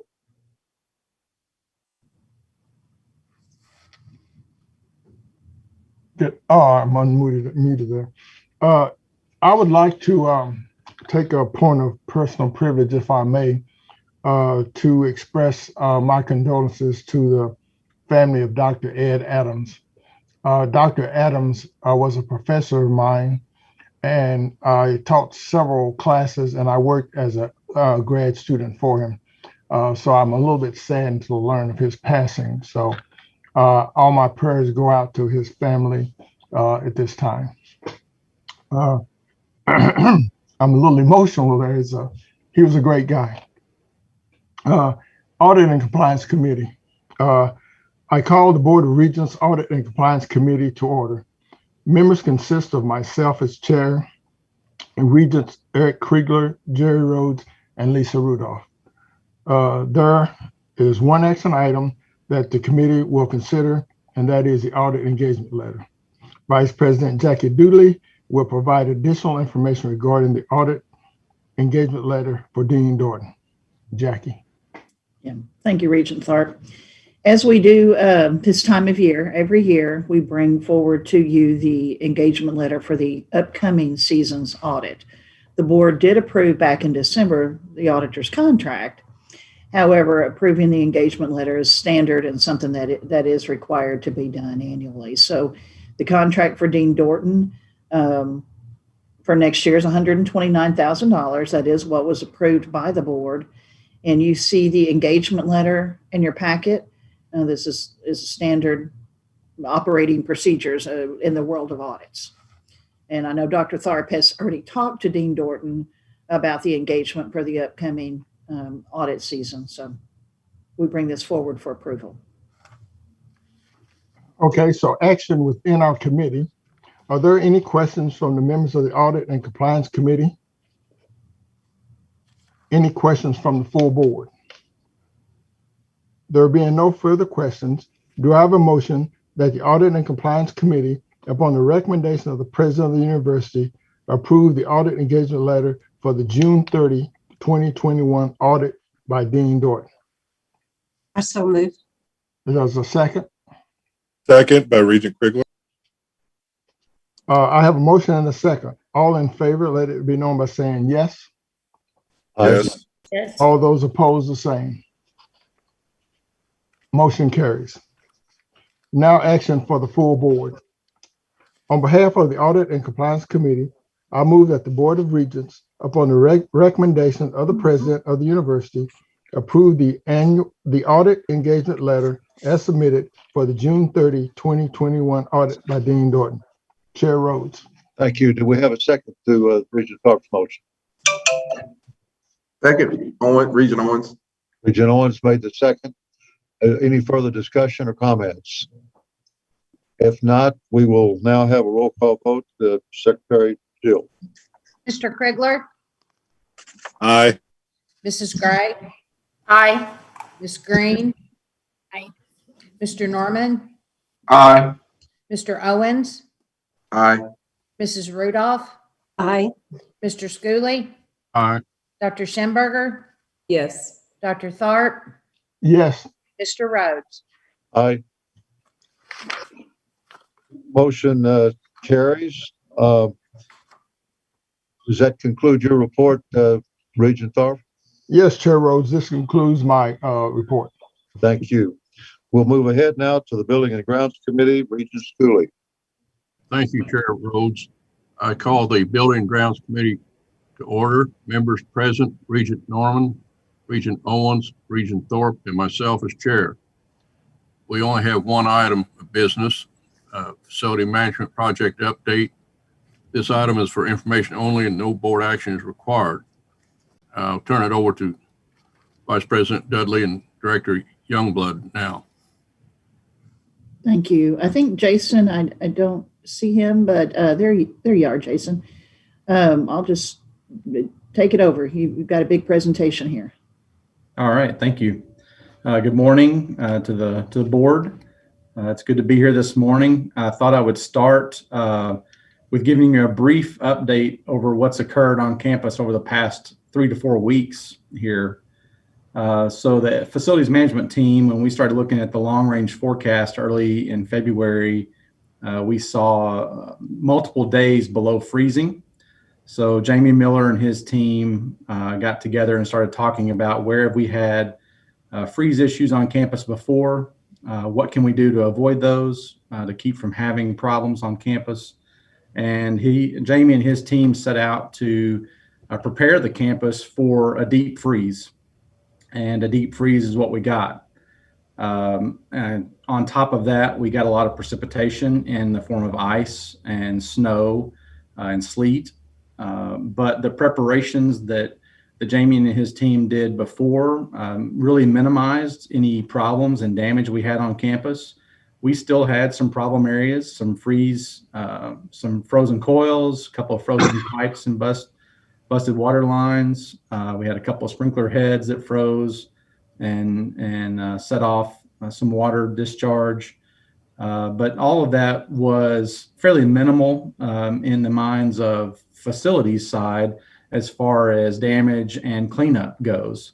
Most of those problems only resulted in a few hours to maybe a couple of days of repair work, to get things returned back to normal. So ultimately, the preparation beforehand, Regent Tharp, the preventative maintenance that we did avoided a lot of damage and other repair maintenance we had to do on campus. So I just wanted to give that praise to Jamie and his team. And then second to that is our other partner here in facilities of SSC and our grounds folks, just the work that they did to fight much of a losing battle most of the time to keep the ice and snow at bay and try to keep this campus safe for our students that were still here so that they could still get food and get out out of their residence halls when they needed to. And we had a lot of essential staff here on campus. Our central plant was here 24/7 through every bit of that, along with our police department as well. So we had a lot of essential staff here night and day trying to take care of our campus. And just wanted to give you that kind of an update of what's transpired here on campus in the month of February. Other than that, I will go on and get into our presentation this morning. I'm on page 129 of the board book. I believe that's correct, where we'll kick off some project updates. I think this will be probably the last time I'm presenting an update on the biology building. And what you see here in photos is the controls system that we have put in place for biology building and the science complex as a whole as part of this project. We've talked about it for many years now, in fact, the problems we've had in biology, and this has been an ongoing project to get the biology building remediation done. The physical work was completed in early January. We will still have some continuing adjustment as we transition into cooling mode later this year or later into the spring. But all work is complete that was planned. And, those are just minor adjustments we will continue to make to kind of tune the building in to the different seasons. But all spaces have been returned for occupancy. The Waterfield Makerspace, and I apologize that I wasn't able to get an update of when this space, if it is actually open or when it will be open. And maybe Dean Ferguson or Dr. Todd can give some more details on that at some point. But the Waterfield Makerspace is complete. I know at the time I took this photo, they were still getting everything set up and had planned to have it open in a couple of weeks. But that space will be a nice space for students in the library, a lot of opportunities there. The Blackburn building renovations, we've been talking about that for quite a bit. We are actively working in Blackburn. The substantial completion date for the construction work is April of this year. We anticipate having everybody moved in and the spaces all ready and finished by August. We will take some time over the summer to get people transitioned into their spaces as needed, once school is out in May. And I know there will be summer programs going on in that building. So we will continue to work around those to make sure everybody's transitioned in before the fall semester begins. Lovett Auditorium, Dr. Jackson touched on this morning, so I want to give you a little more information about what is going on at Lovett. Obviously, we have discussed that quite a bit back in December. We had several hiccups in getting the project kicked off and getting a contract awarded to a contractor to start the physical work. So we are delayed a little bit from where we said we would be this time in December. But we do have a contract in place, a contractor ready to start. They actually have a pre-construction meeting scheduled for Monday. We are modifying some of the work there with some savings that we could see by getting the HVAC work done by removing the seats. Rather than trying to remove the seats, store them, and put them back in, we decided this would be a great opportunity if we could afford to do it and find a way to do it to replace the seating in Lovett. So we're working to make that happen. The delays that we've experienced on the front end is just going to push us into the fall semester a little bit. We've already been talking to Dean Balthrop and some of his groups about altering the schedules for the fall. And I think everybody's on board because they know this is going to be a much better facility when we get done with it than what we've got today. So everybody's excited about what's happening there with the HVAC improvements. And now the potentially the new seating that will be before you for your approval here soon in the finance committee section. And as Dr. Jackson said, we are trying to identify private funding or third-party funding sources to make that happen. Any questions on those before I move on? All right. Jason, if I may, based on something this is Tim Todd. Dean Ferguson said on the makerspace, they're working with procurement and getting equipment and technologies ordered and installed, and an exact opening date has not yet been determined, but it'll be soon. Okay, thank you for that update. Yeah, I know Jeff was in there unboxing a lot of other equipment and trying to get everything hooked up and arranged when I was down there taking those pictures. So it still looked a little messy and wasn't quite ready, but and he said it was going to be close. So that's good. Thank you. So moving on, we'll talk about Wells Hall and Wilson Hall. We've got two projects that were brought to you before to replace windows and exterior doors in these two buildings. We are actively working. In fact, had our consultants in both those buildings yesterday walking around. So some of you may have seen them touring through the building. They're trying to get eyes on every window from the interior as well to determine what kind of obstacles we'll have from both sides of the building to get those replaced. But that's a project we anticipate for Wells and Wilson to happen over the summer this year. The Curris Center boiler project is near completion. The boilers are installed. They are working. Those are providing heat to the Curris Center and hot water to the Curris Center. The only pieces of transition we're still doing to get that building completely off steam is a transition of some kitchen equipment. We've got some new kitchen equipment coming, a dish machine, some things that will transition over from steam fed to hot water supply of these new boilers. And we're working with Sodexo and Dining Services to make that transition happen where they have to minimize their shutdown. Mr. Youngblood. Yes, sir. I'm sorry, I was inadequate in getting my mute off the phone a few minutes ago. On the Lovett Auditorium, on the seating, you're talking about replacing, you just rip all that seating, everything out of there? We are. Everything will go, but we are going to salvage the end panels off of each one. And the company we're working with to try to get new seats can refurbish those end panels. There's a picture of one there. It's got the M on it. Right. We're going to repurpose those and reuse those in with the new seats. So it'll tie back into the original. I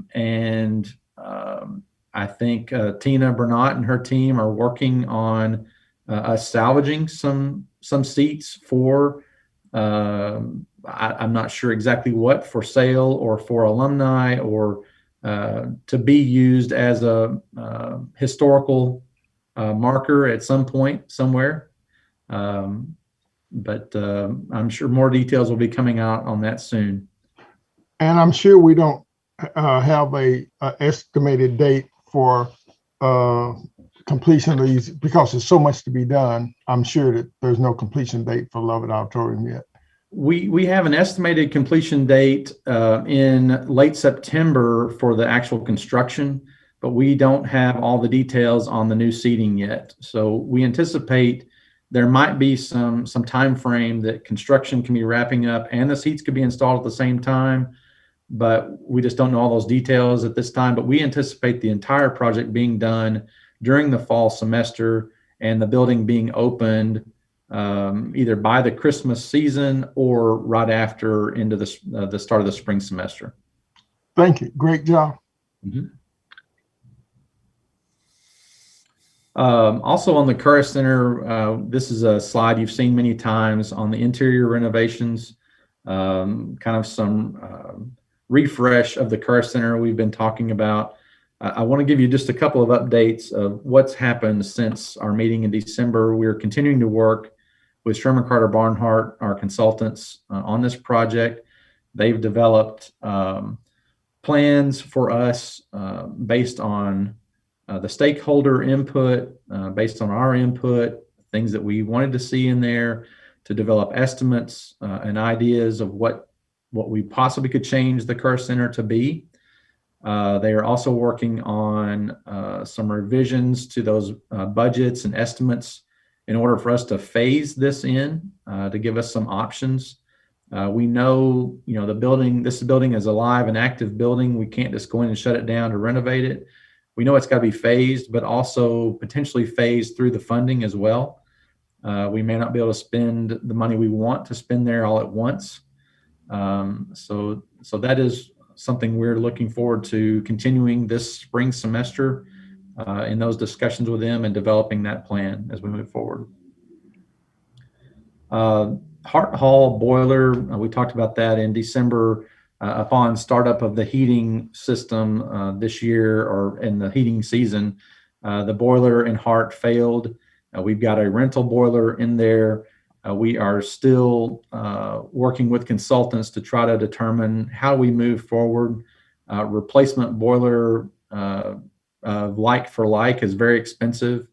So we've got a consultant that we'll have on board here soon to help us evaluate what are the options for a new heating system or a new HVAC system for Hart. What would that look like? But for the meantime, the heat is on. We're just running off of a rental boiler, and that's that trailer you see that's hooked up to the building now. A couple of roof projects, and these are projects that we do every year. We've got several major roof projects per year. We've got a lot of buildings. Roofs deteriorate over time, and they have to be on a schedule to be replaced. I think you've probably seen before our roof schedule in some of your board documents. Those are CERR funded.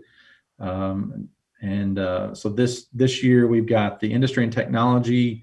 We've got some work to do on the domes on that building to stop them from leaking and creating some problems for us.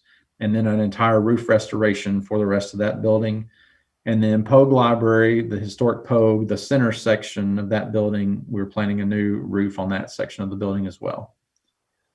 A couple other projects we've got going on campus are some storm drainage projects. These, like a lot of our utilities, stormwater is a utility for us. It deteriorates over time. We get washouts.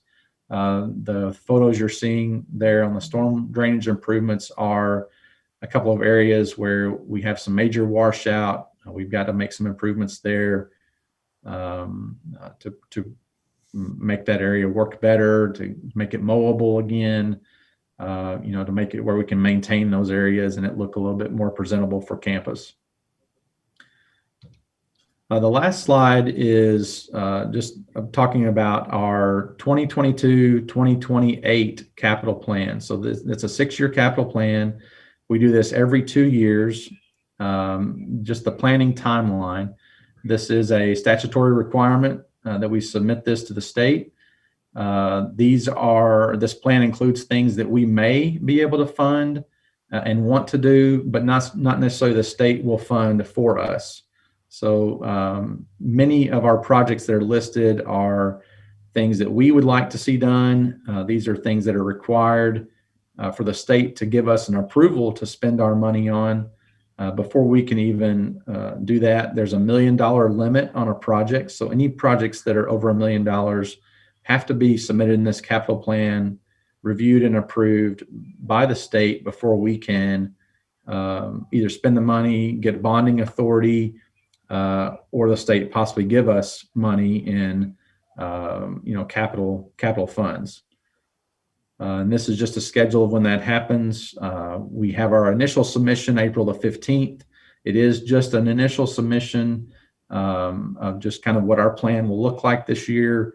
And then you will probably see our plan come back to the board probably in the June board meeting, more than likely June or possibly August, of what our capital plan will really look like. And then our final submission is by November 1st of this year. And that's my report. If there's any questions, I'll be happy to answer those. Well, I don't have any questions, but I would like to commend President Jackson, the staff, and you, Mr. Youngblood, for all the work you're doing to, as we say, take care of our stuff. We realize that there's never enough dollars to do everything we need to do, but if we just didn't take care of these things, they would quickly deteriorate.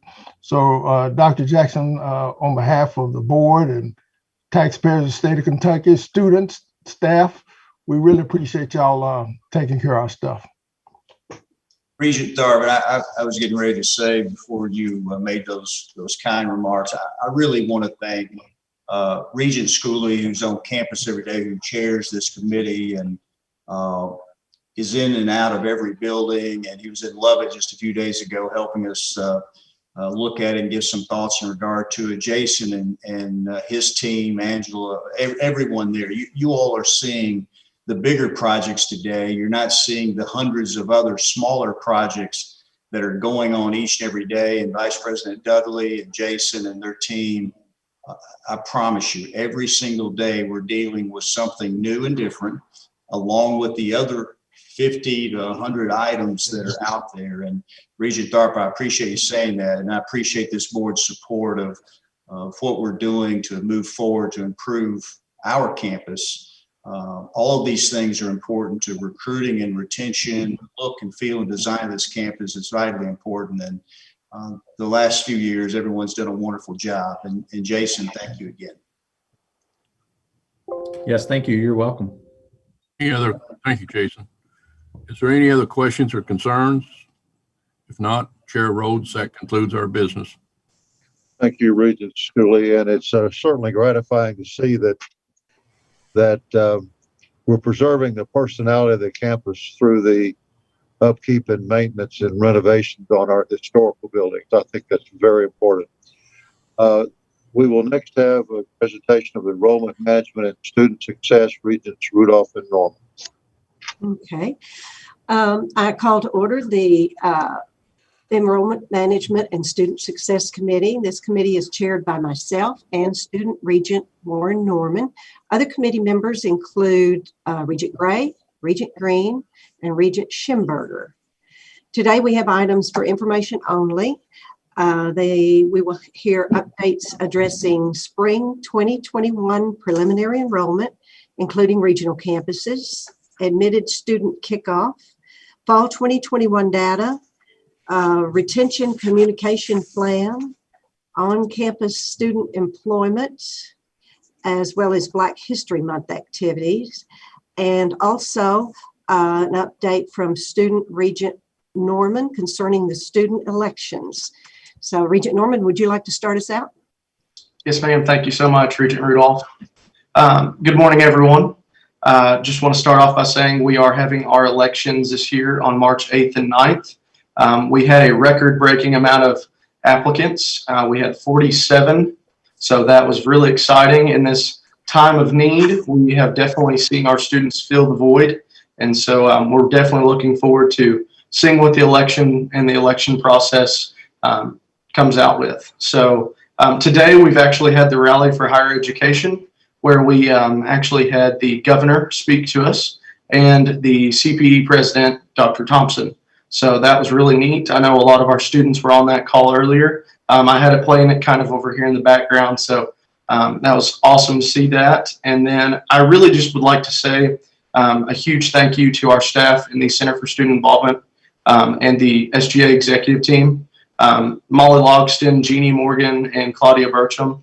They've done an excellent job keeping our students occupied through this time and still having plenty of activities going on. I know, Dr. Jackson, we have an event just about every week for our students, and I think it's really kept us engaged and really shown what we can do in this time of need for our students. So that's my update. Thank you. Okay. Dr. Robertson, you and Renee Pfister, Sean Smee have a lot of good information for us this time. Okay, thank you very much, Regent Rudolph and Regent Norman. And let me start off by thanking Regent Norman and the Student Government Association. They have done an outstanding job this year. I say many times that one of the strengths of this university is our student leadership. No one provides stronger leadership than student government, and this group has been exceptional in terms of staying in tune with the students, keeping them informed, providing activities like you just heard about, and have represented our student body very, very well. So thank you for that, Regent Norman, and certainly pass on all of our appreciation to the Student Government Association and many other groups on campus also that have kept our students active and involved. This report will start on page 147. I do not have the time to mention all the individuals that are involved in making this recruitment and retention work. It's involved many, many people, and it's involved many offices on campus. And I will be presenting information, and Dr. Pfister and Sean Smee, but I can assure you that if I tried to name everyone that's been involved, and it has been an effort of the whole university, that we would not be able to finish in time for lunch at 12 o'clock. So I'm not going to try to name all the individuals, just I want you to know that it involves so many people in so many offices on this campus. And for that, I'm very, very appreciative, because without that, we would certainly not have the success that we're having. So on page 148, we'll talk about spring enrollment. And the enrollment now is starting to solidify, and we are overall in our total head count and in our total credit hours, we're about 2% down from where we were last year. Last year. We are up in graduate. We're down a little bit in undergraduate. Some of that's reflective and because of what's happening in the high schools, and our Racer Academy numbers are down a bit. But overall, holding at about 2%. 2% less is really almost being flat. And with the environment we're working in, we feel very good about where we're at in terms of the spring enrollment. So, is there any questions about spring? Dr. Robertson, this is Regent Schemberger. I do have a question on the enrollment regarding for graduate. How much of that, because it is, a good, percent change, how much of that can be attributed to academic partnerships? That certainly has been a factor of our academic partnerships. And Dr. Todd, do you want to comment on that? Obviously, a lot of that, it reflects the great work of Matt Jones and his work he's doing, as well as academic partnerships. Yeah, Regent Schemberger, as Dr. Robertson said, Matt deserves a lot of credit on this. Graduate coordinators in the departments deserve credit. Academic partnerships in those 5 programs, they have added to that. The growth in those areas has not ramped up as much as we want. but the trajectory is good. So the growth is there, and we, from all indications, it's going to continue to grow and start growing at a higher level. Thank you. One of the factors also that we look at our enrollment being a little bit down in the spring, part of that is the success of our students. We graduated more students this past fall than we did in the fall of 19. And of course, that's what we want to do. We want the students to graduate. So we graduated about 100 more students that over the last year at this time. So any other questions about spring enrollment? I'm sorry, Regent Gray. I just had a question about the decrease in Racer Academy. Yes, I'm sorry, go ahead. And you may. Okay, that really is more of a result of what's happening in the high schools now, with them not meeting in person. Most of that being, so much of that being Zoom and online. Our inability to get into the high schools, we're very confident that that will rebound next year. We're already seeing, based on the work that's being done now, that enrollment will be higher as we go into next fall. But it's, the counselors have not been in the schools as much. They have not been meeting in person. We've not been able to get into the schools to talk about the Racer Academy classes. So we think that's just a temporary decrease, and that we'll return to where we have been in the previous semesters moving forward. Okay, thank you. Any other questions about that? Okay, then the next slide will show a little bit about our regional campuses. And the good news here is that we are up both in campus and credit hours, which is very, very important, as well as course counts. And all campuses are up in that regard. In-person enrollment is up in Paducah Regional Campus as well as Henderson, and the other campuses are holding steady. So things are going well on our regional campuses. Dan Lavitt and his staff are doing a really great job in working with our regional campuses.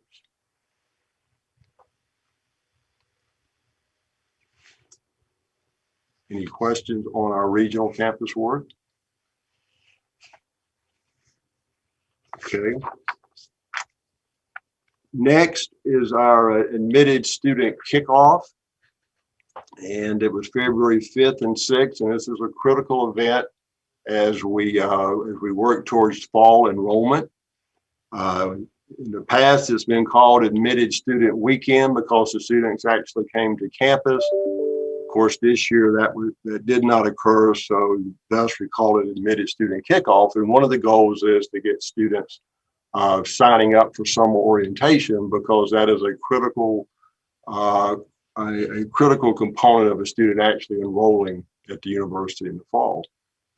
But for this kickoff, we had 672 students that registered. We had 28 states represented. So there were 3 virtual sessions that took place during that kickoff. But we also provided the opportunity for families, if they desired to do so, and students to come on campus and do tours. And there were a number of families that were on campus to tour the campus and then participate in the kickoff virtually for the other pieces of the program. So we feel like that was a great success. Beth Ackerman, who's our associate director for new student programs, provided really, really outstanding leadership in putting that program together.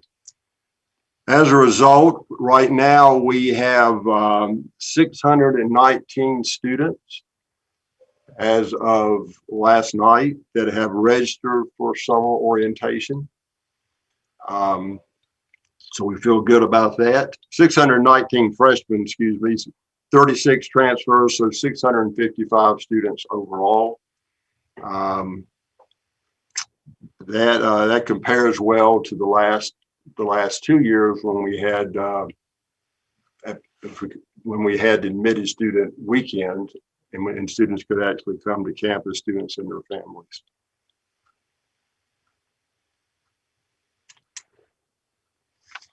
Okay.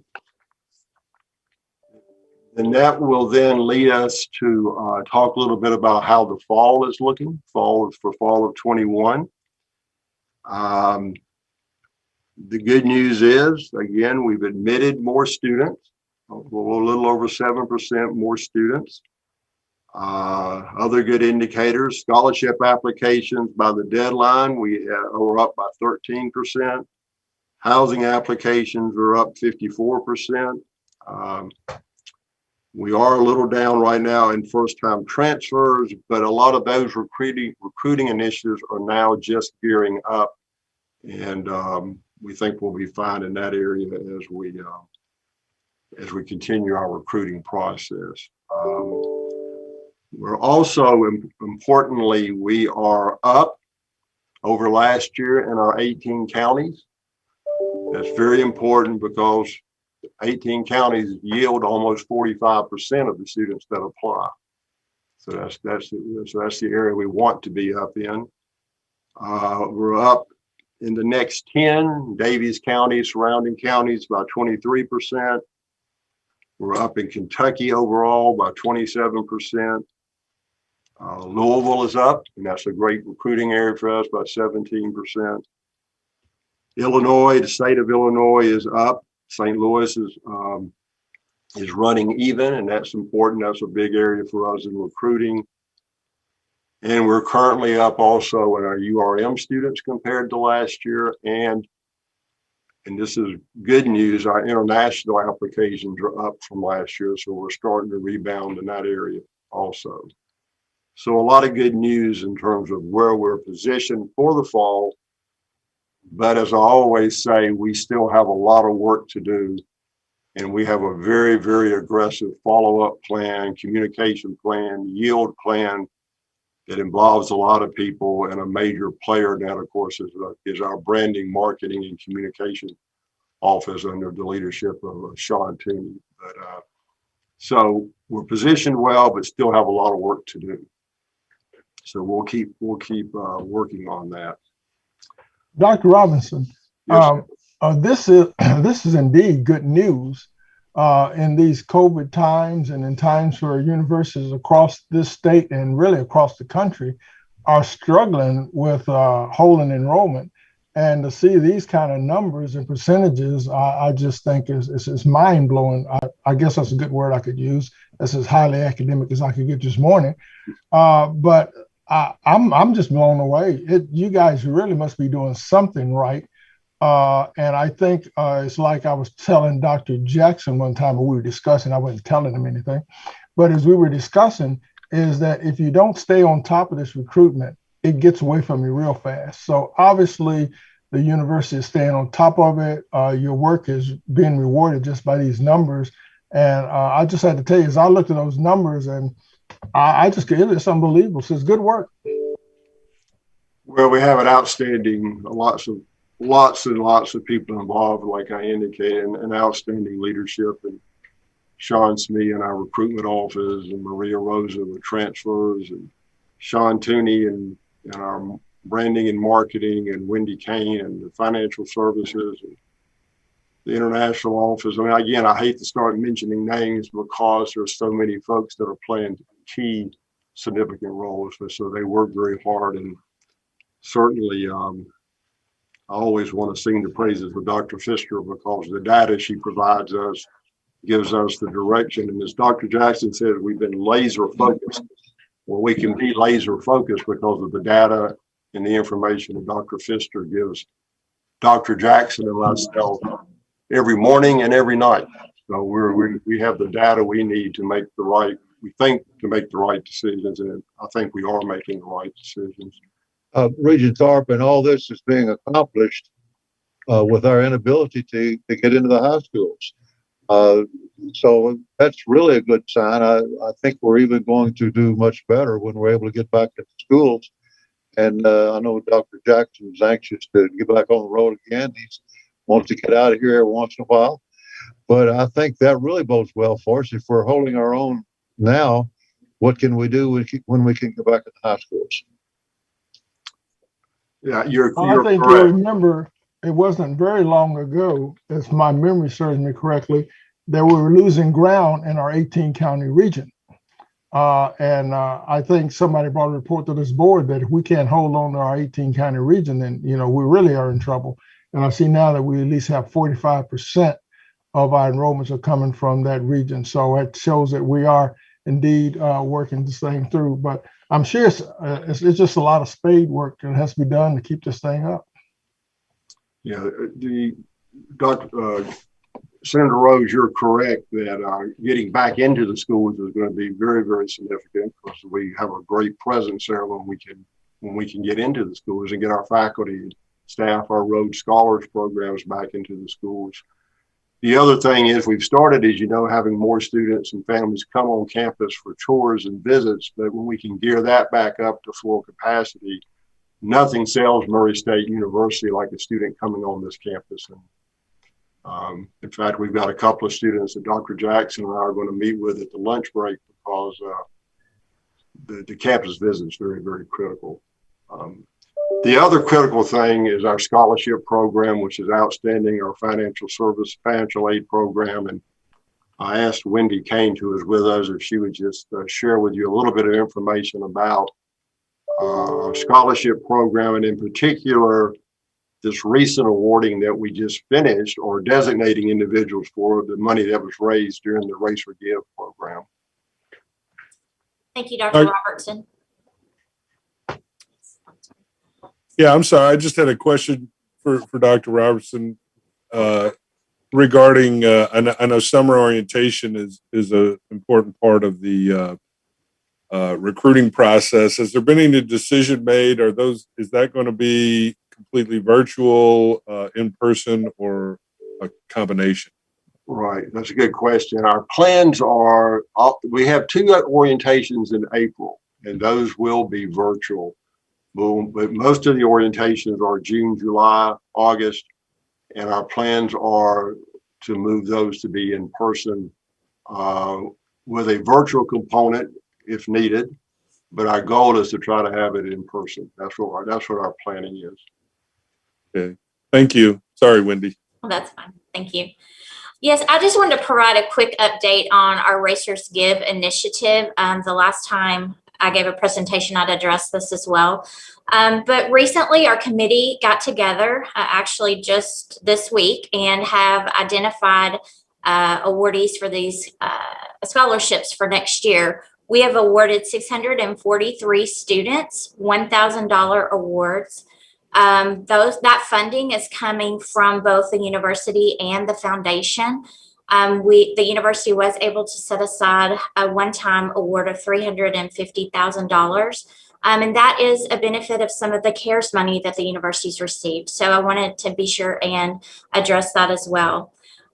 This is a committee that gets together, meets, and tries to review the applications, and it is a needs-based scholarship. So I wanted to make sure and let you guys know we have identified 643 students, which is a lot more than we had last year.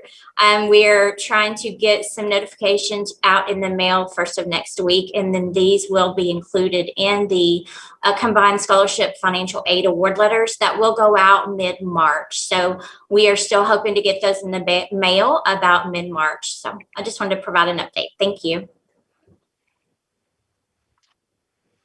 Any questions for Wendy about scholarships? Again, that is obviously a critical piece to our recruitment initiatives, and the fact that we tend to get our awards out as early as possible, and many times we get our awards out earlier than other schools because of their good work. That puts us at a, when students, they want to know what kind of awards they're going to get, so that puts us in a competitive advantage when we can get the awards out as early as possible. Dr. Roberts, could Wendy, could you offline give me a call or chat with me? I have an organization that has some need-based scholarship money up here in Lexington, and I want to make sure some of that flows down under Murray State. We've got it's earmarked. We got the money. The money's in the bank, but I just need to know how to funnel it to Murray. So if you could just offline send me some information, I appreciate it. Or give me a call. Dr. Tharp, thank you for that. That will be very helpful. And Dr. Robertson, I wanted to add, just so everyone knows, we're going through the process right now of foundation-based, so private awards. The scholarship committee is associated with about 1,000 scholarship endowments. It's a huge undertaking, and Wendy and her team do a fantastic job of getting those committees together, reviewing all of our students, and making several millions of dollars of awards from private funds from the foundation. But it's about 1,000 endowments, and it's a major task. It's going on as we speak, and the goal is in the next couple of weeks to get those awarded. And Wendy, good job, and thank you, because I know how big a job that is because I've been involved with it in the past, and it makes a huge difference to recruiting and retention. Any other questions about scholarships or financial aid? I do want to then, before we move on to talk a little bit about retention, we have recently we did 2 promotions within the recruitment office under Sean Smead's leadership. As you all know, most of you know, Roslyn White left the university to return to Mississippi, to Alcorn State, her alma mater, and certainly we miss her, but miss her a great deal. But we were able then to promote Kendrick Quisenberry to the Senior Associate Director positions and also the Coordinator of Multicultural Recruitment. And we feel really positive about Kendrick coming in to take on those additional responsibilities. And at the same time, we were promoted Ivy Anderson, our lead admissions counselor, to also the assistant coordinator for multicultural recruitment. So that was the advance when we were able to give a career advancement to 2 of our African American staff, and I think we're going to be in a good shape and good position as we move forward in our URM recruitment. Any questions about fall 21 projected enrollment? Again, we're positioned well, but I'll remind everyone we have lots of work to do. We still got to stay on top of everything because as we know, most students now don't just apply to one institution. So we're up in these areas, but these students have applied to several universities. And so now we've got to bring the group home, and that's what we're working on now, that yield. Okay, so we'll move then to student engagement and success, which is really our retention. Again, if we talk about enrollment, 71% of our budget is enrollment. One piece of that is recruitment, but the retention piece is so critical. And so we have a number of initiatives in place there. But before I go into some of this information, or just briefly go into some of this information, we do have some information for our first generation students that Regent Krigler asked about. So as usual, when I need anything, I can say, Dr. Pfister, do you have this? And she does. And so she's going to share some information for you. Thank you very much. Let me just give you that for our first gen, as part of the total population, they're roughly 46% as of this fall. I have comparison information if you would like that for last fall as well. The first generation undergraduate population is about 45% as well. Our first generation first time freshmen is 42%. And then just as good measure, I wanted to provide the retention rate. That is 82% for first generation, which is above the total population retention, which is still very, very high. Regent Kriegler, I believe you had addressed earlier about total degrees that we were talking about an increase. For this year, first generation as part of total degrees, undergraduate and graduate, is 47% of our degrees. Last year, as a comparison, it was 45%. So that shows a great increase there. For undergraduate degrees, we're at 48% compared to 46% last year. And for graduate degrees, it's 50% this year compared to 52% last year. And this is self-reported information. So Regent Kriegler, it very may well be that we have more first generation students, but if they don't report it, then it's hard to glean that sometimes. Thank you so much for that. I appreciate it, Dr. Pfister. You're welcome. The first generation initiative is part of the student engagement and success office. So we do really focus on those students because it's such a significant part of our enrollment and a significant number of our student body. So lots of programs and efforts are directed towards those students. And as Dr. Jackson indicated, many of us on this call today are first generation students. I'm certainly one, so I know the importance of providing support to first generation students.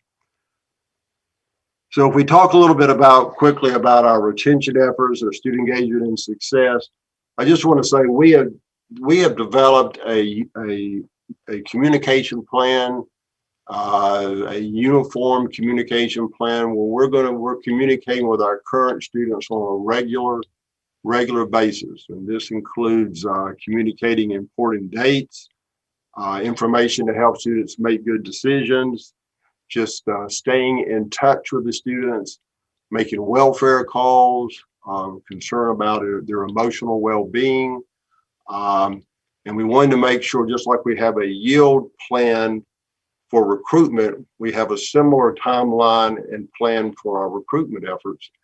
So you'll see in your materials that each month we have it kind of herded out of what's going to go out when to students.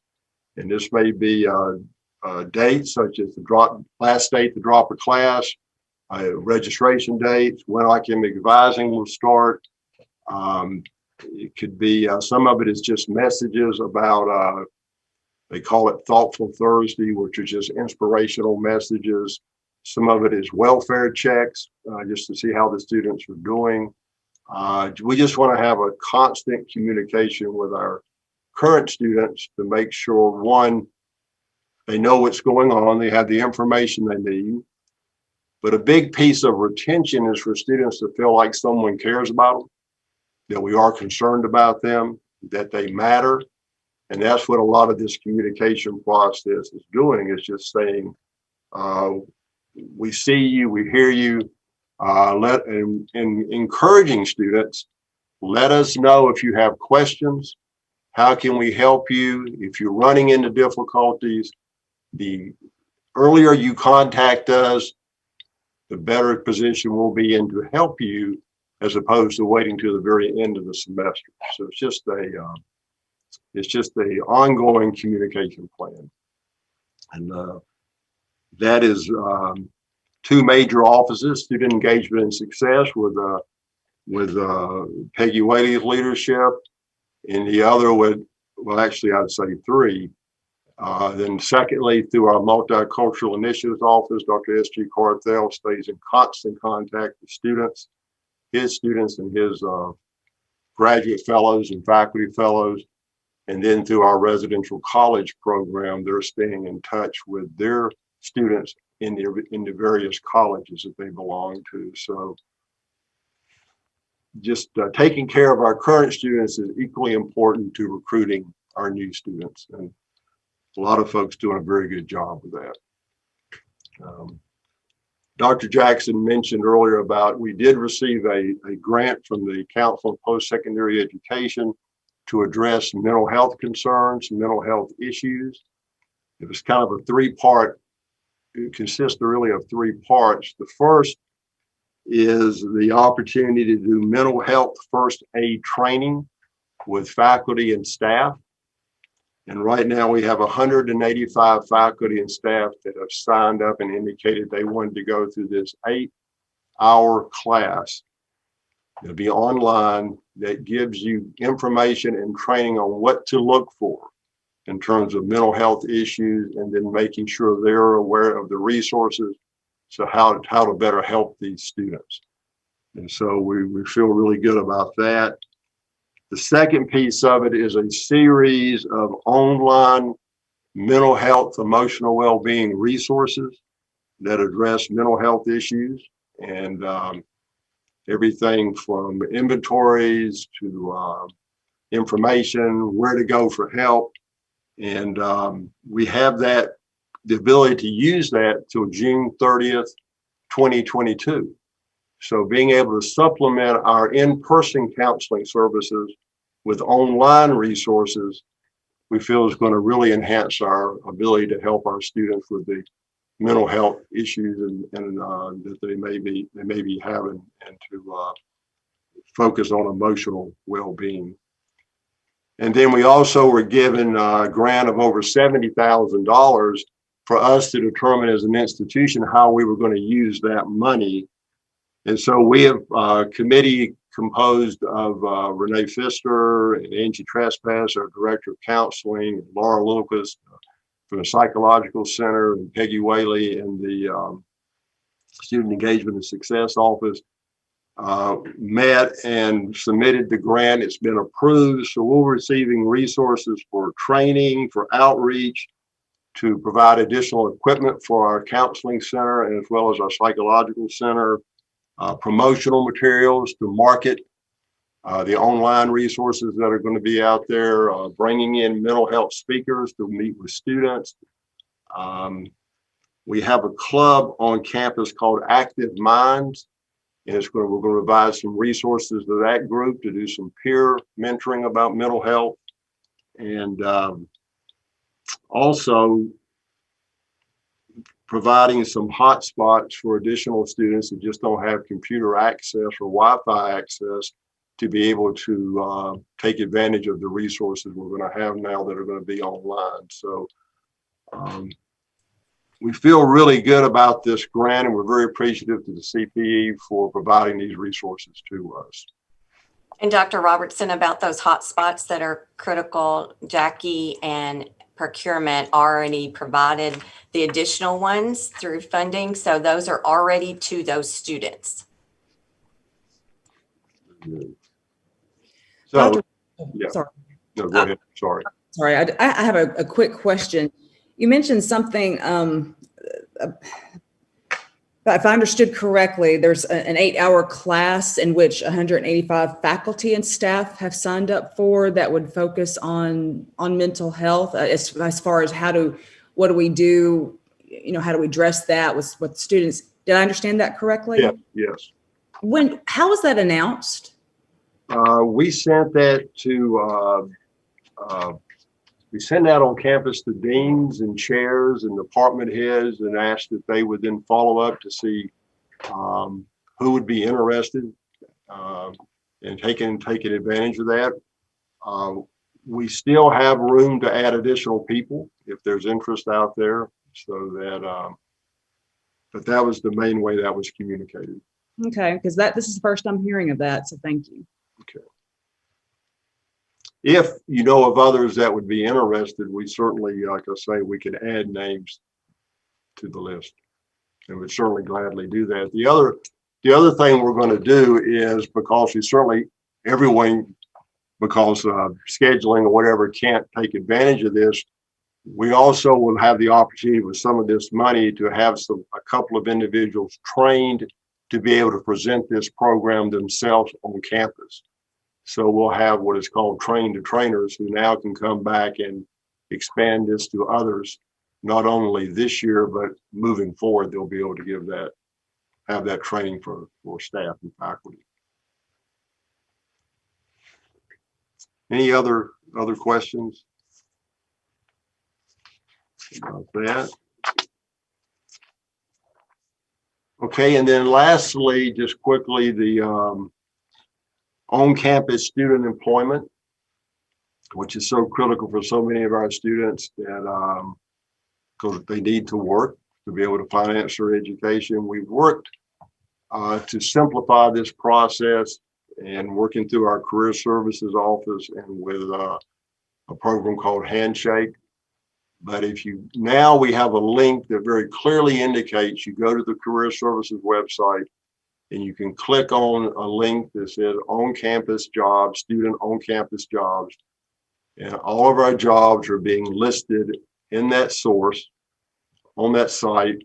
You can click on a job, it'll give a description of the position.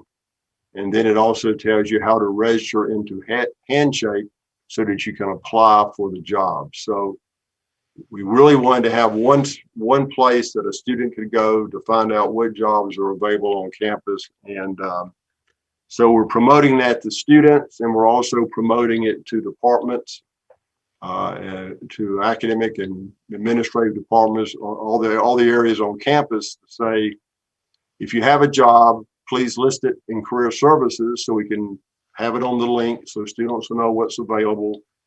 And then we're marketing it to students to say, if you need a job, this is where you can go to find out what's available on campus.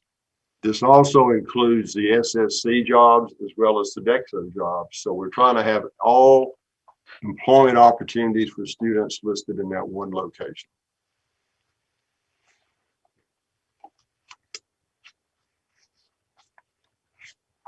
Okay, and then lastly, I just want to make you aware, and this is the last slide in my presentation, out of our Multicultural Initiative Office, Black History Month activities. And Dr. S.G. Carthel with his leadership and his staff, which is predominantly a student staff, I may add, and he has some faculty fellows also, has provided an outstanding series of programs for Black History Month and beyond. Some of these programs are going to be in March and in April. April will be a student leadership conference he's bringing in. But it consists of speakers, events on campus, a poetry reading, a poster contest. The students are developing a television show. They've had several student listening sessions, which I know Dr. Tharp and Dr. Owens and Regent Owens has participated in the past to hear from our students. But just a whole variety of programs, activities, outreach that celebrating the importance of Black History Month, but also providing programs throughout the semester. He also, working in conjunction with Wilmington College and Wittenberg University, the three universities, these three colleges are working together. So those students can take advantages of the speakers we have at Murray State, but likewise, our students can take advantage of speakers that are being sponsored by those universities. So it's just providing even more opportunities and more programs for our students, which is very, very impressive, and a very impressive series of programs. And so we feel, and that's very, very important. One of those programs is tonight, as Dr. Jackson mentioned earlier, is a professional panel that's involving our alumni, one of which is Regent Owens, that will be sharing his expertise with students tonight. So we have just a lot of good programs going on to celebrate Black History Month and throughout the semester. And with that, any questions about recruitment, retention, student life programs, activities, Black History Month? If not, Regent Rudolph and Regent Norman, I'll turn it back over to you. Dr. Robertson, I think you've covered everything so well. I just want to say that I know this report always takes a considerable amount of time, but I think all the board members will agree there's so many facets to this arena. There's so many things that you have such wonderful staff, colleagues, collaborators, whatever term you want to use. Everyone works together so well. And however you want to express it. You keep the wheels turning, the balls in the air, the positive report back to the board at the end of the day. And we so appreciate everything that everybody does in this arena. Thank you. Yeah, thank you very much. A lot of, like I said, lots of individuals. And I'm very fortunate to be surrounded by so many great people doing this great work. So thank you. And it's a lot for you to keep to put your arms around, but you do a great job, and you have a lot of people doing great jobs. Thank you so much. Okay. Thank you for that good report, Regents Rudolph and Norman and Dr. Robertson. We'll move now into a Finance Committee report. Regent Owens. Thank you, Chair Rhodes. I'd like to convene our Finance Committee to order. Members of the board consist of Chair Rhodes, Vice Chair Krigler, and Regents Rudolph and Schooley. And we have 5 items for consideration this morning. 2 of them for information only, and 3 will require board action. Committee action, I should say, and then ultimately board action. The first item is fiscal years 2021 and 2021 budget update, and that is for information only. And we'll turn it over to Vice President Jackie Dudley. Yeah, and thank you. Dr. Jackson, is there anything you'd want to start out with on the budget presentation, or? You go right at it. Thank you. Okay. What we've got here is not a really a schedule of the budget or anything of that sort, but just to touch on some of the things I talked about in the treasurer's report, and also planning and scheduling for the current upcoming budget cycle for FY22. If you'll go to your page 160, we provided just a summary of the fiscal year 21 items that we're still monitoring. We talked about tuition and fees and auxiliaries this morning. Assured the board we still have our contingency in place for the current year. And I did want to point out that our asset preservation fees, that is an item that we budgeted this year, they are coming in as planned at approximately $1.8 million. And the board did approve back in August the projects that we will fund with that. And Jason talked about those. Part of the Lovett HVAC project will be funded from these dollars, as well as the 2 window projects for Wilson and Wells. And then we hope to get a building automation system funded. That's the controls that run the utilities in the buildings. I just wanted to give you an update on that and the status of that fund. It does have an impact on our budget this year. And with those dollars, it does contribute $1.8 million to our deferred maintenance pool. So that's very helpful. Moving on to FY22, we again have talked about many of these items, but they're important to continue to stress that they have an impact on our budget. The traditional campus environment that we hope to really get back to this summer and next fall, it has a big impact. The revenues, whether it be athletics or it be other student events, and the expenditures we have, those will all be developed and in the budget with that traditional face-to-face students being on campus, eating in the dining halls, eating at Chick-fil-A. All those things will be budgeted to be in place for the fall semester. Fall enrollment, of course, goes along with that, as Dr. Robertson just discussed. One unknown as we go into 22 is still, what are those remaining COVID revenues losses? We will still have some. What are the added expenses we have, whether it's PPE or anything else? We don't know what that is. We don't know how long those are going to continue. We do hope the stimulus funds will carry us through on those, but that is an unknown and something we really need to be cognizant of as we plan for next year. The impact of the legislative session, we don't know much of that at this point. I know the president talked about that earlier, and Jordan's going to go through a legislative presentation this afternoon. So I won't touch on these things other than to say we have a lot of budget work still to do because of the impact of these items and not knowing how they'll finally end up in the session.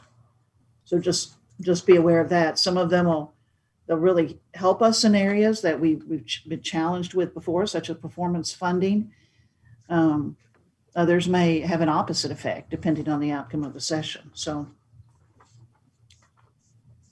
one of the biggest reasons really for the presentation today is kind of to talk about the schedule, what's happened and what is yet to happen with that budget development process. Some key dates as we go through the rest of the year. We have already, though, started meeting with folks on campus. We had a budget advisory committee meeting in early January, and that is a standing committee and has representation from all of our constituency groups, and including the leadership from those groups are invited to attend those meetings and participate. We've also been meeting with Faculty Senate and staff SGA leadership on the budget elements I just discussed. We don't have numbers yet. We don't have schedules to get out, but just so that everyone's aware of some of those pressure points and concerns that we have to monitor as we go through the next few months. The upcoming meetings that we have, and I think everybody really needs to make note of this, is an additional budget advisory committee meeting on April 8th. That's scheduled intentionally after the session is over, so we hope to know more about the budget at that point in time. And then we have scheduled a campus town hall meeting on April 14th. That'll be open to the campus, virtually anyone that would like to attend to hear our budget presentation, get an update on the budget, as well as ask what questions they may have.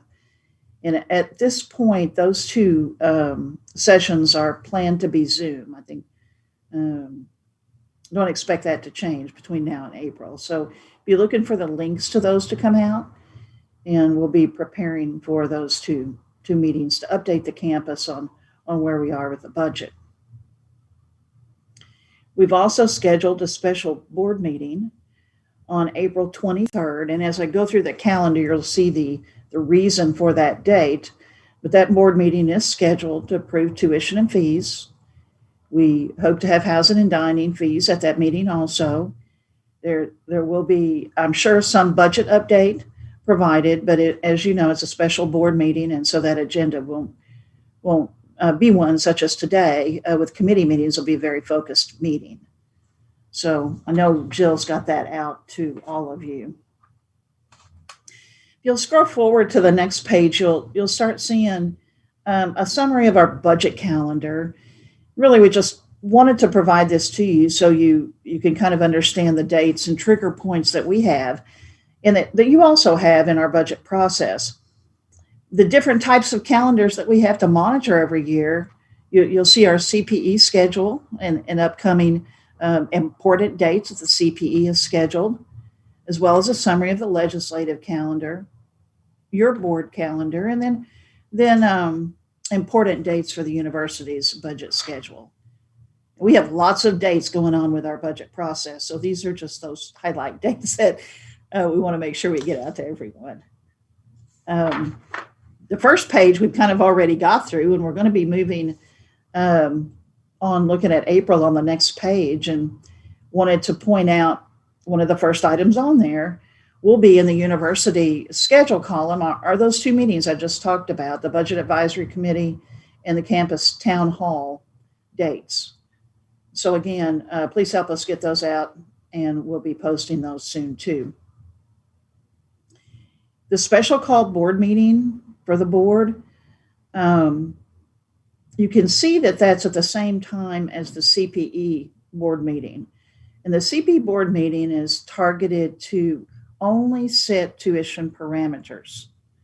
So that's not a board meeting where they will set our tuition. They will only tell us really what our cap is.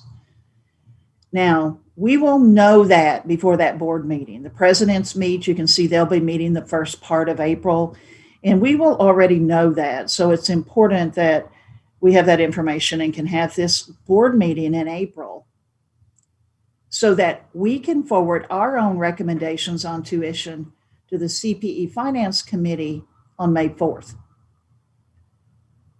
So the Finance Committee will really act on behalf of the full CPE board in giving us some approval for our tuition rates to allow us to get our budget done and to you by your June 4th board meeting.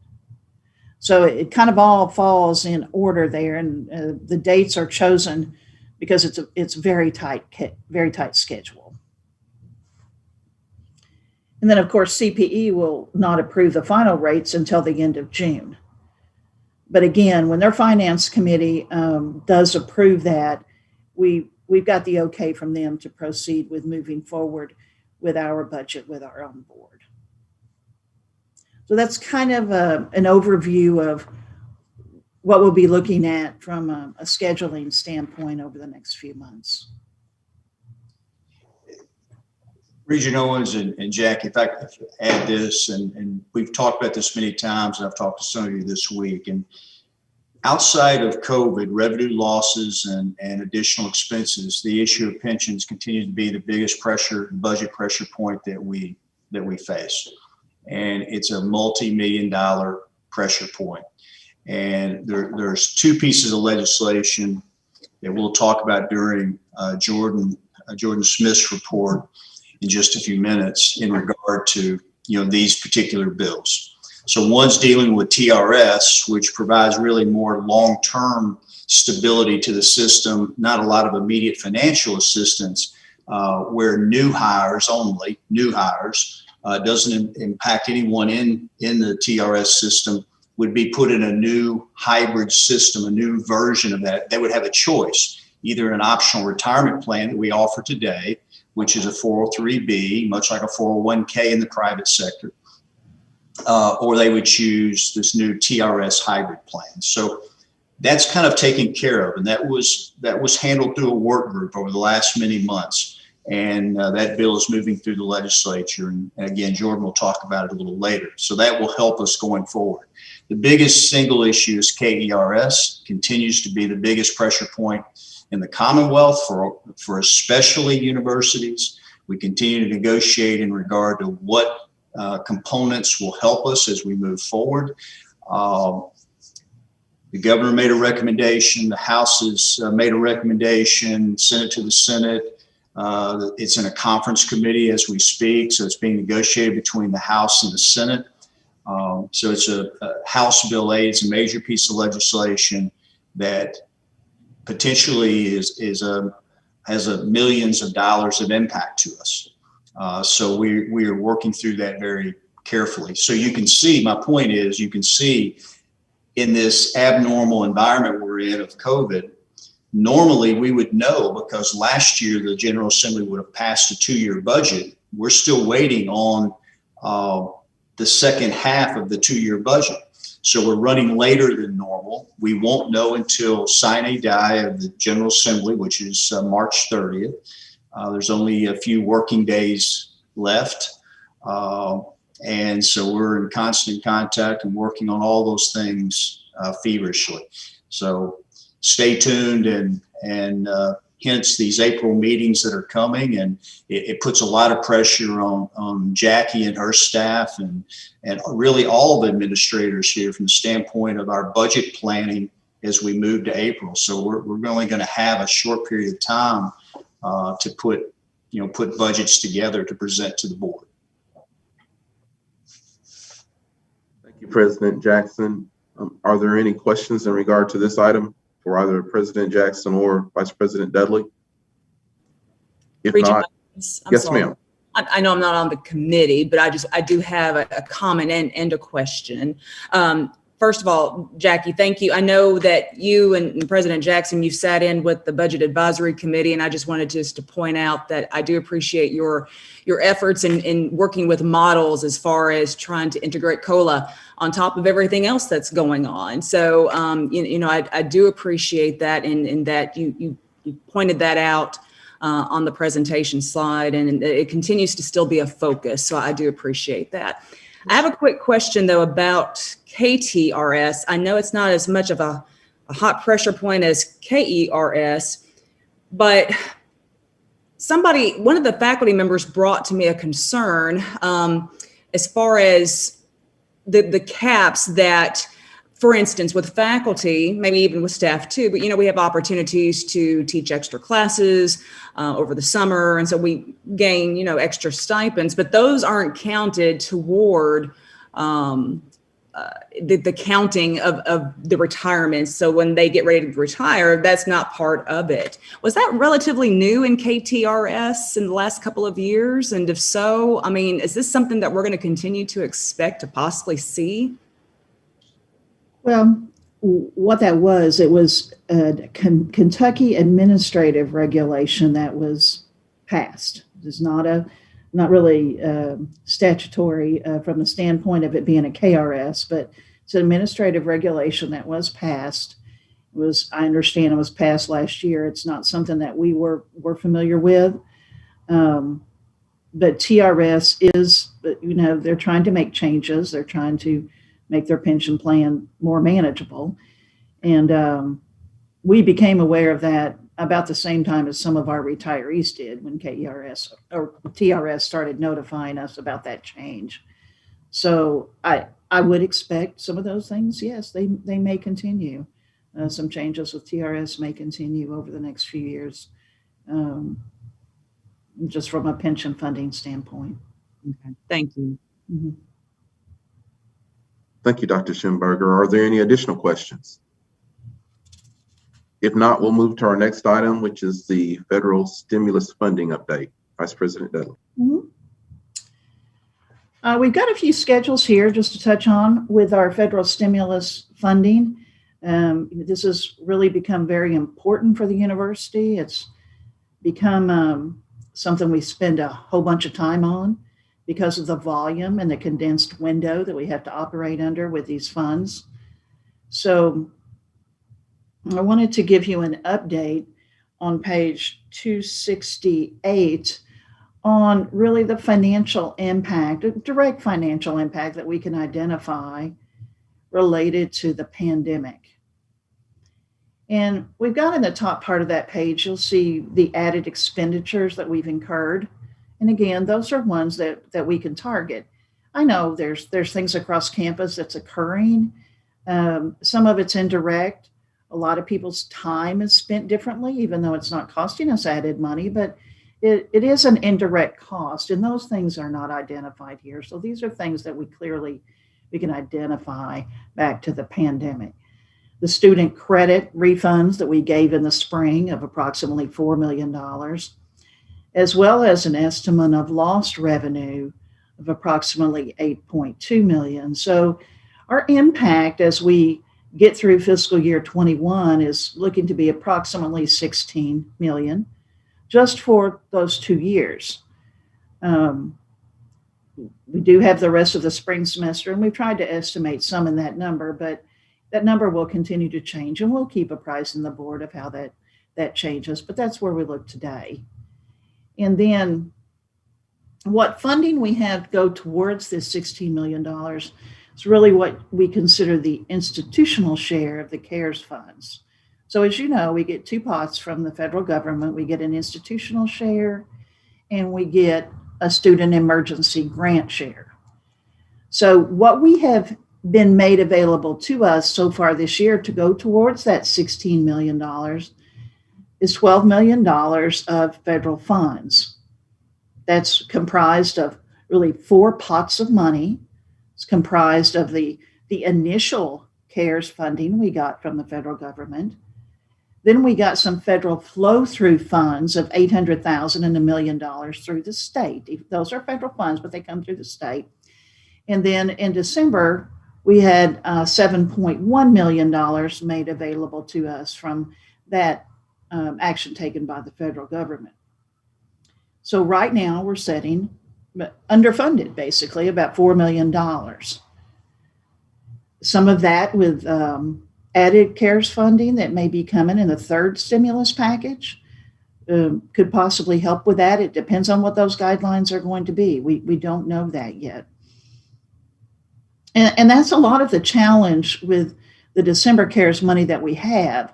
We have some overarching guidelines that come out with the bill itself, But the Federal Department of Education issues the specifics to those funds, and they have not issued those yet for both the institutional share and the student share of those dollars that became available to us in December. So we hear some schools are using those funds and getting them out, but they are taking some chances in doing that because we do not have compliance directions really from the Department of Ed yet. We're expecting those every week. We expect them, but we haven't got them through this week yet. And that's presenting a challenge for us. So I did want to explain that to you. I know the board's certainly aware we have these funds available, and we do not have the cash in our bank accounts here. They're made available for us to draw as we spend them from the Department of Education. So that's kind of how all these funds work. It would be nice if we got a big check, but federal government never has let us operate that way with dollars we get from them. It's always on a reimbursement basis. Jackie, you may point out that the first round of CARES Act in 2020, the timing of the appropriation passing and when we receive funds is very similar to what it is now. It seems more delayed, but it's almost identical to what we saw in the spring and summer. Yes, it is. Summer, actually. Yeah. The funding is more for this second pot of CARES money that we got. So it is taking us a while to pull together the uses of that. And we'll draw it as we identify those things. And the lost revenue is going to be the most important thing that we hope to be able to cover and to be able to go back to the fall semester with that.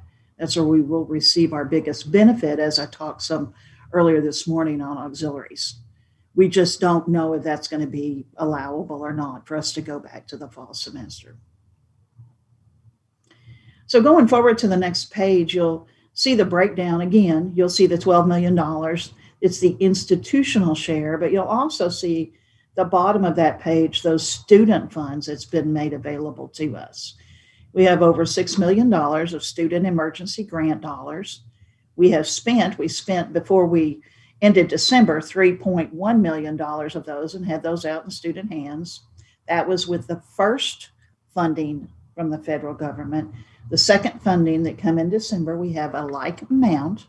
That's the minimum we have to spend. So we will spend at least $3.1 million once we start learning a little bit more about how we can spend it and what those compliance requirements are, for a total institutionally of a little over $18 million. Those are large numbers, but we've had some very large expenditures and lost revenues institutionally, and they certainly will help to go towards that $16 million that we're dealing with. So the next part of the presentation, we've looked at some of the $7 million that we've got. And one thing we know for sure that we can use it on are some technology enhancements that support teaching and learning during this environment. More online, more technology oriented, things that support the current environment, but also get us prepared to be in a more traditional environment.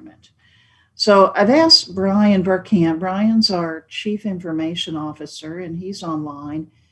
And we've developed a schedule, how to use those funds. And we've presented this around campus a little bit already. And I've asked him to go through and explain what some of those uses might be. Brian? Thank you. Thank you, Jackie, and thank you, everybody. I'll just walk through these very briefly. So as you can imagine, technology was a hinge pin when we had to go remote last year. We turned on a dime, and a lot of things were needed. We did a great job overall, but there's still some gaps to be able to continue educating in this environment, especially the need in technology to be able to work remote. That's one of the keys right now. How do people get access to technology, work remote, learn remotely, and or social distance? And so I think you'll see that throughout these purchases and how we're going to invest in those things. So The first thing is the Waterfield Library right now has a laptop loaner program. They loan laptops out. Students are welcome to borrow those devices. It was absolutely critical during this pandemic, and it still is. They are aging machines, however, and they have shown that during this time.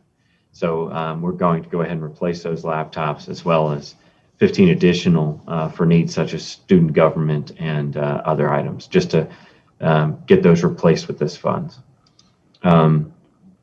On top of that, one of the keys was virtual desktops.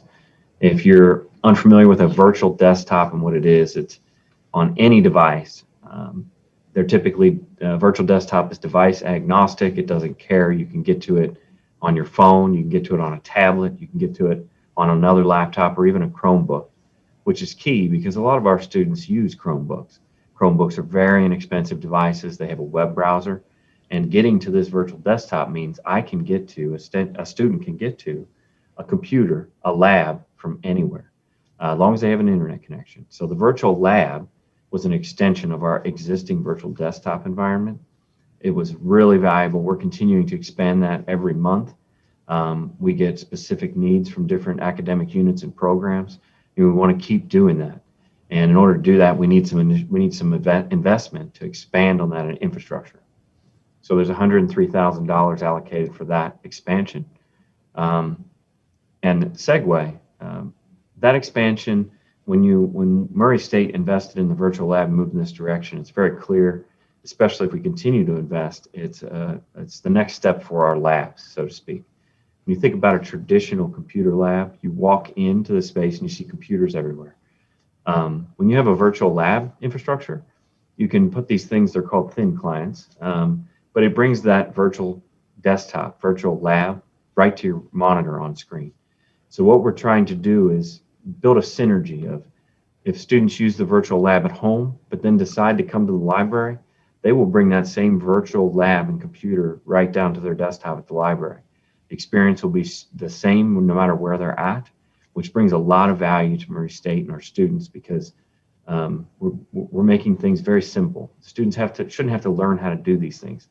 We should be teaching them what they actually came here to learn, right? So we're going to replace the computers in the Waterfield Library with these, they're called thin clients, in order to bring these virtual desktops down at the desk. On top of that, all of these remote people, remote students, virtual labs, it does put a pain and an additional stress on our internet connection. And so to get to Murray State, we have so much, we call it bandwidth. I think everybody knows what that is. And the more bandwidth you have, the better your connection to campus. And so the better our student experience will be as we're remote, better our faculty experience will be. And we want to continue to expand that.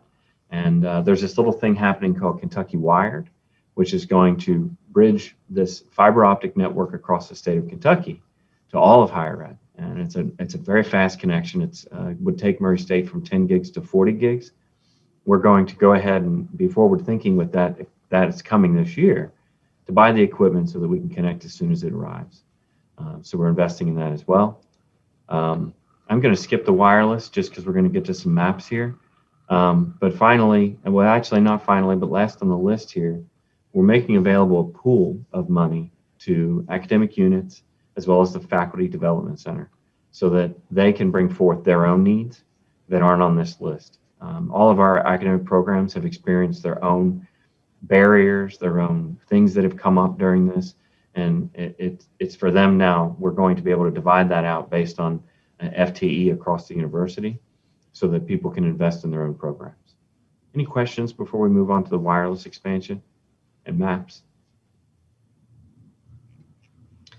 If you scroll to page 171, you'll see wireless is also a very key component during this pandemic. We expanded wireless across campus in the spring and the summer. When you think about social distancing, you think about how do you social distance? How do you spread out? There's only so many buildings on campus, right? And we have pretty good coverage in most buildings, all buildings on campus for that matter.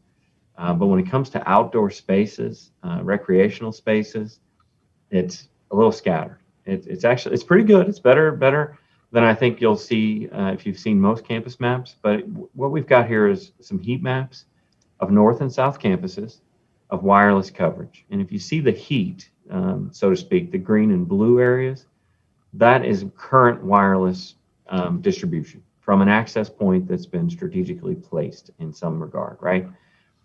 Now, what we did was we took a look at this and we looked at some noticeable gaps, but we also collected data and listened and paid attention, and we polled various groups to find out where wireless expansion would be necessary. And based on just student feedback and just over gaps, you can look at analytics and where people drop signals and pick them back up. The red circles are where we're proposing new access points. Now, I can't simulate the heat maps here, but the red circles should give you a pretty good indication that we're getting closer and closer to full coverage on campus. Students have been very vocal about the North and South campuses in some of these spaces. I think I want to skip to you look at South Campus, still on page 171.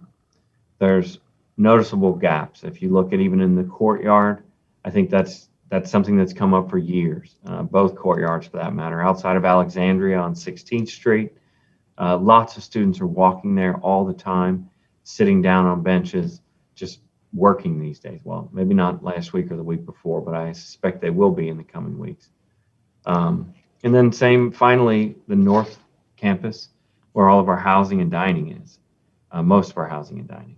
There is a lot of gaps there. We've heard loud and clear for a long time from students that these gaps, they're going to have cellular access. But after this implementation, and we can purchase and put these access points in, they will be able to sit in any of these locations, be outside, and work on a Murray State network.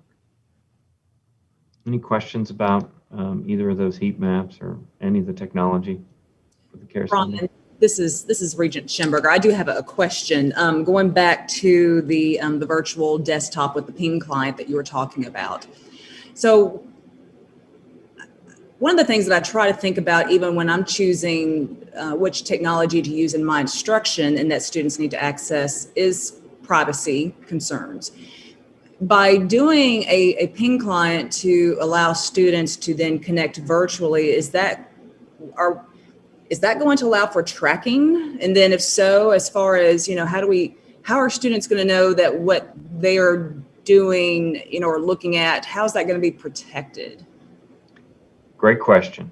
I don't want to get too far into the technical weeds here, Dr. Schemberger, but if you think about it this way, the change to a virtual lab is actually, it's more secure. And the reason is, on a thin client like this, when you do a virtual lab, it's actually a non-persistent desktop.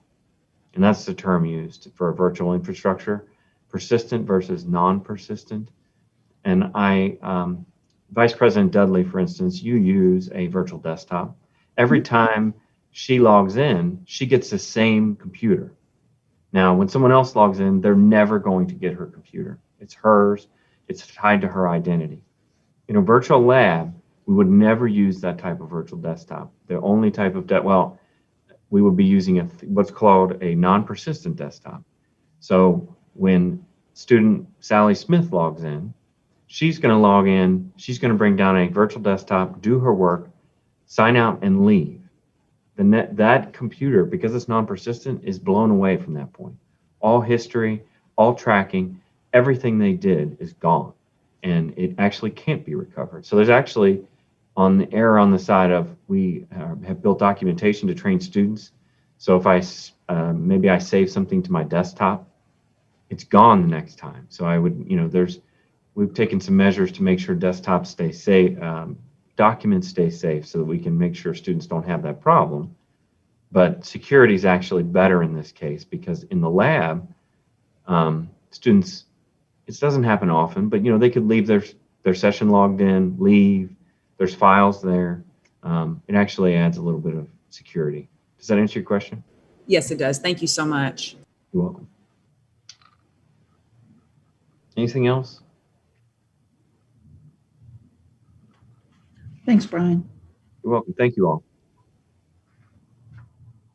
Thank you, Vice President Dudley. We'll go to our next area, the annual lease report. Mhm. What we have next is just a schedule of the university's property leases.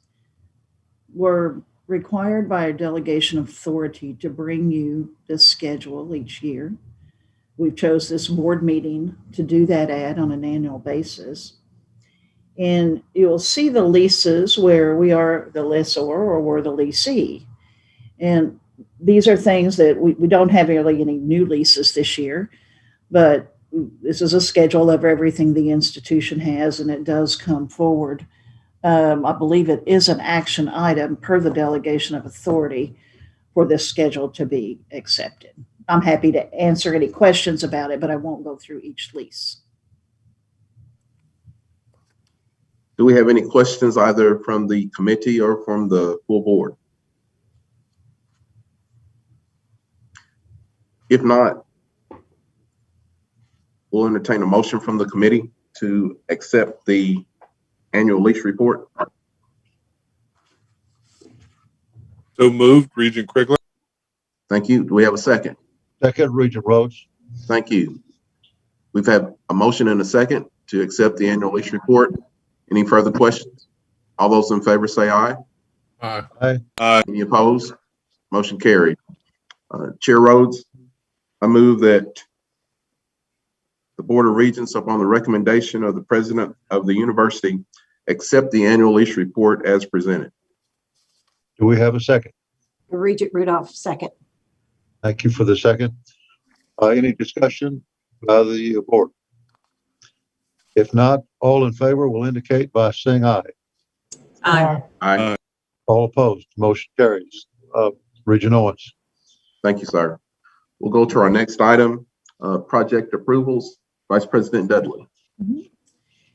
The two schedules you have here, one on page 176, we are bringing these projects forward just for the board to designate funding for those projects, not necessarily to approve the projects. They're smaller in nature and things that just have not been done, and we designate those as board designated funding on our financial statements. So that's $600,000 of projects that fall under $200,000 that we're bringing to you today. The next page is the most significant page.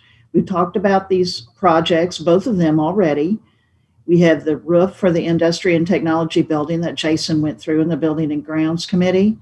That's a project for $795,000, as well as the seating project for Lovett, which we are requesting $950,000 scope on that project. So by taking action on these projects, you'll be giving us approval to move forward and fund particularly those two projects on the over $200,000 schedule. Do you have any questions from either? On the Yes, ma'am. seating, the 900,000, you say we are voting on the scope, that, but part of that will be privately funded, right? We expect all of it to be privately funded. Okay. We're working towards that, yes. Okay. Any further questions? I'm sorry, for the Industry and Technology roof, I think we said this during Building and Grounds, but that would be funded from the CERR pool that we have for our roof plan. Any further questions? What page? I don't see that 900,000 that you were talking about, Jackie. I might be on the wrong page. Yeah, I'm on page 177.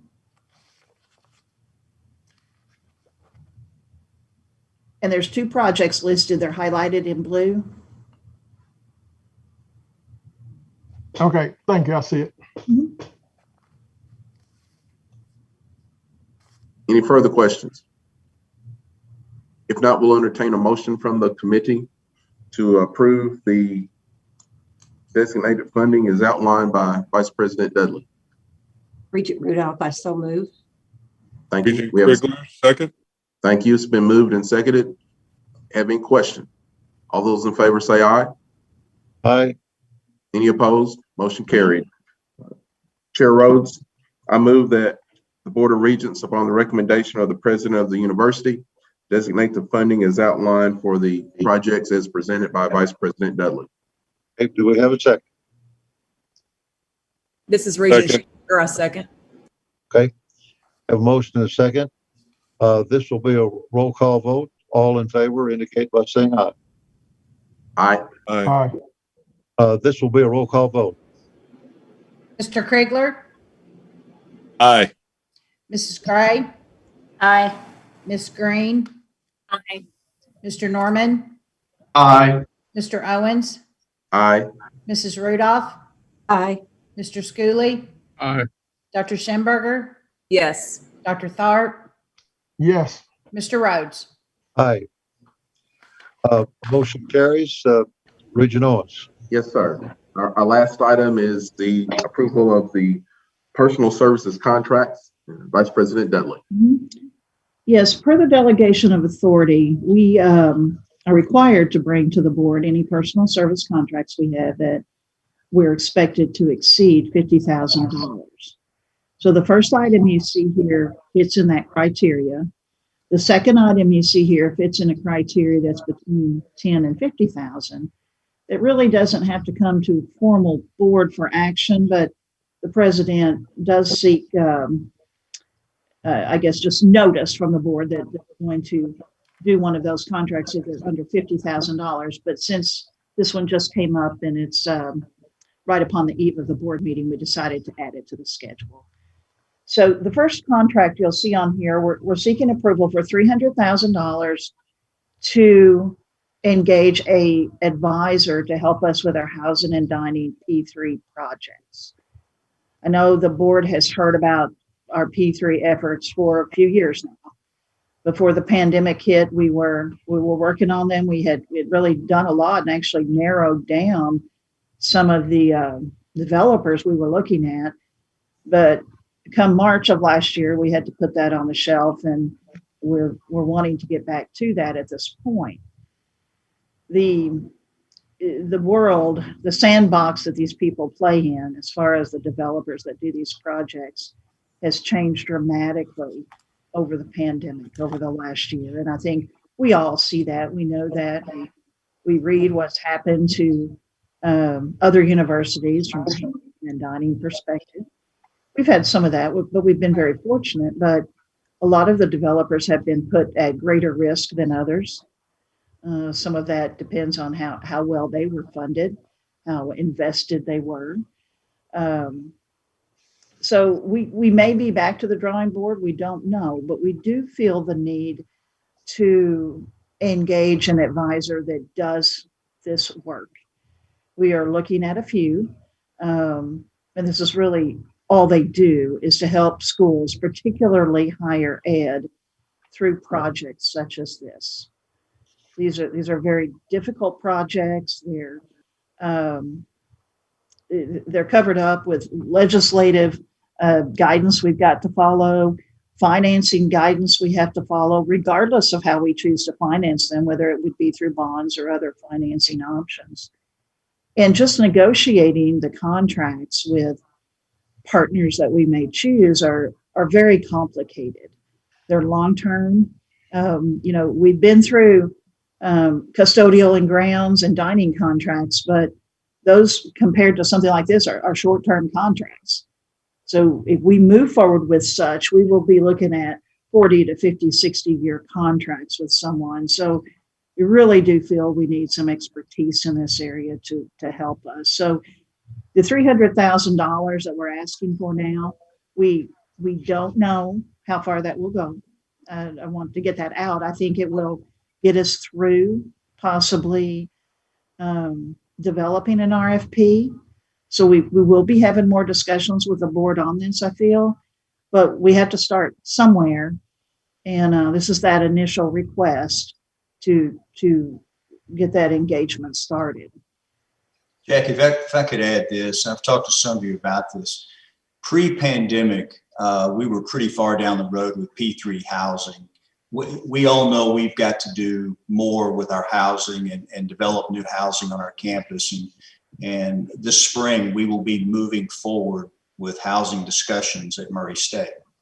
and we'll be bringing those, back to the board probably at the June meeting, at least an update on where we are at the June meeting. Pre-pandemic, I felt totally comfortable with the expertise that each of us have administratively to negotiate and work through the P3 arrangements. Post-pandemic, the world's changed, and many of these P3 firms are not as solid financially. The deals have gotten more complicated, and we're going to need this assistance to work through housing going forward under a public-private partnership. Now, this is not new to other institutions. Most of our peer institutions have used firms that we plan to talk about subject to your approval. They've used them in the past. Nearly everyone in Kentucky who's done public-private housing has used a firm like this. We were going to go without a firm. So the way I explained this to some regions, this is part of a capitalization process of this cost will be added into the overall cost of a P3 project. Ultimately, that's what we're doing. But again, the world's changed. The expertise requirements have changed. Banking support has changed for these P3 partners. It's just gotten a lot more complicated, and there's less players now doing public-private housing.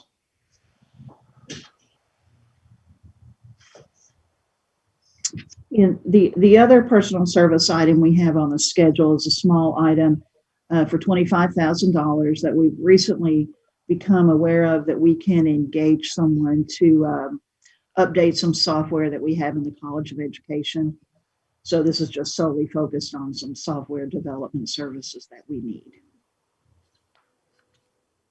Do I have any questions from either the committee or from the full board? If not, we'll entertain a motion from the committee. So moved. Regent Krigler. Thank you. We have a second. Second, Regent Rhodes. Thank you. It's been moved and seconded that we approve the personal services contracts as outlined by Vice President Dudley and delegation of authority item number 11. All those in favor say aye. Aye. Aye. Any opposed? Motion carried. Chair Rhodes, I move that the Board of Regents, upon the recommendation of the President of the University, approve the personal services contracts as listed in our attached documentation per the delegation of authority item number 11. Hey, do we have a second? Second. Second by Regent Schooley. This will be a roll call vote. Secretary Jill. Mr. Krigler, Aye. Mrs. Gray, Aye. Ms. Green, Mr. Norman, Aye. Mr. Owens, Aye. Mrs. Rudolph, Aye. Mr. Schooley, Aye. Dr. Schimberger, Yes. Dr. Tharp, Yes. Mr. Rhodes. Aye. At this time, we will take a lunch break and we'll reconvene at 12:45.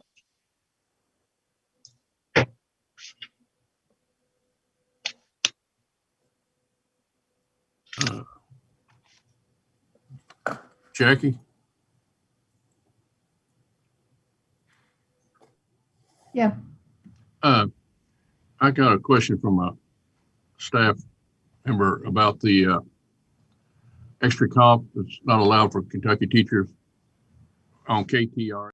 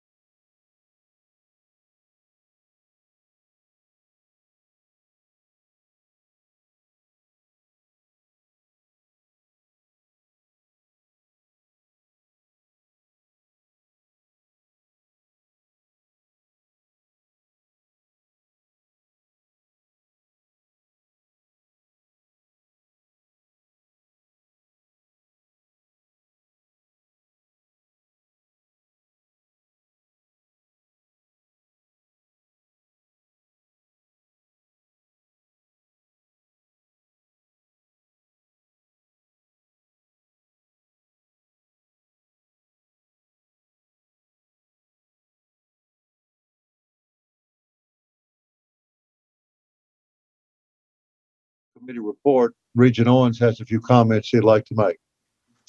Thank you, Chair Rhodes. I just would like to commend President Jackson and Vice President Dudley and the team due to the current environment we're in with the budgetary pressures that they're having to respond to just almost on a daily basis, and also due to the lack of a budget with only 11 days left in this session of the General Assembly.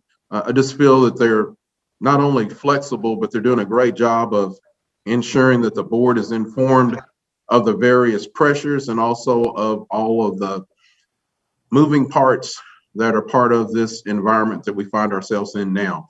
So I just would like for those comments to, of course, be included in the record, Chair Rhodes, and thank you very much. Thank you very much, Regent Owens. We will now have a presentation of the Legislative and Economic Development Committee, Regent Gray. Okay, I'd like to call to order the Legislative and Economic Development Committee. Our committee members include Regents Green, Regents Owen, and Regent Rhodes. At this time, we only have one item on our agenda, and that will be a legislative update from Jordan Smith. Hey, thank you, Regent Gray. Thank you, Chair Rhodes, members of the committee. Thank you. Well, you have a PowerPoint of some items that we wanted to go over on this legislative update.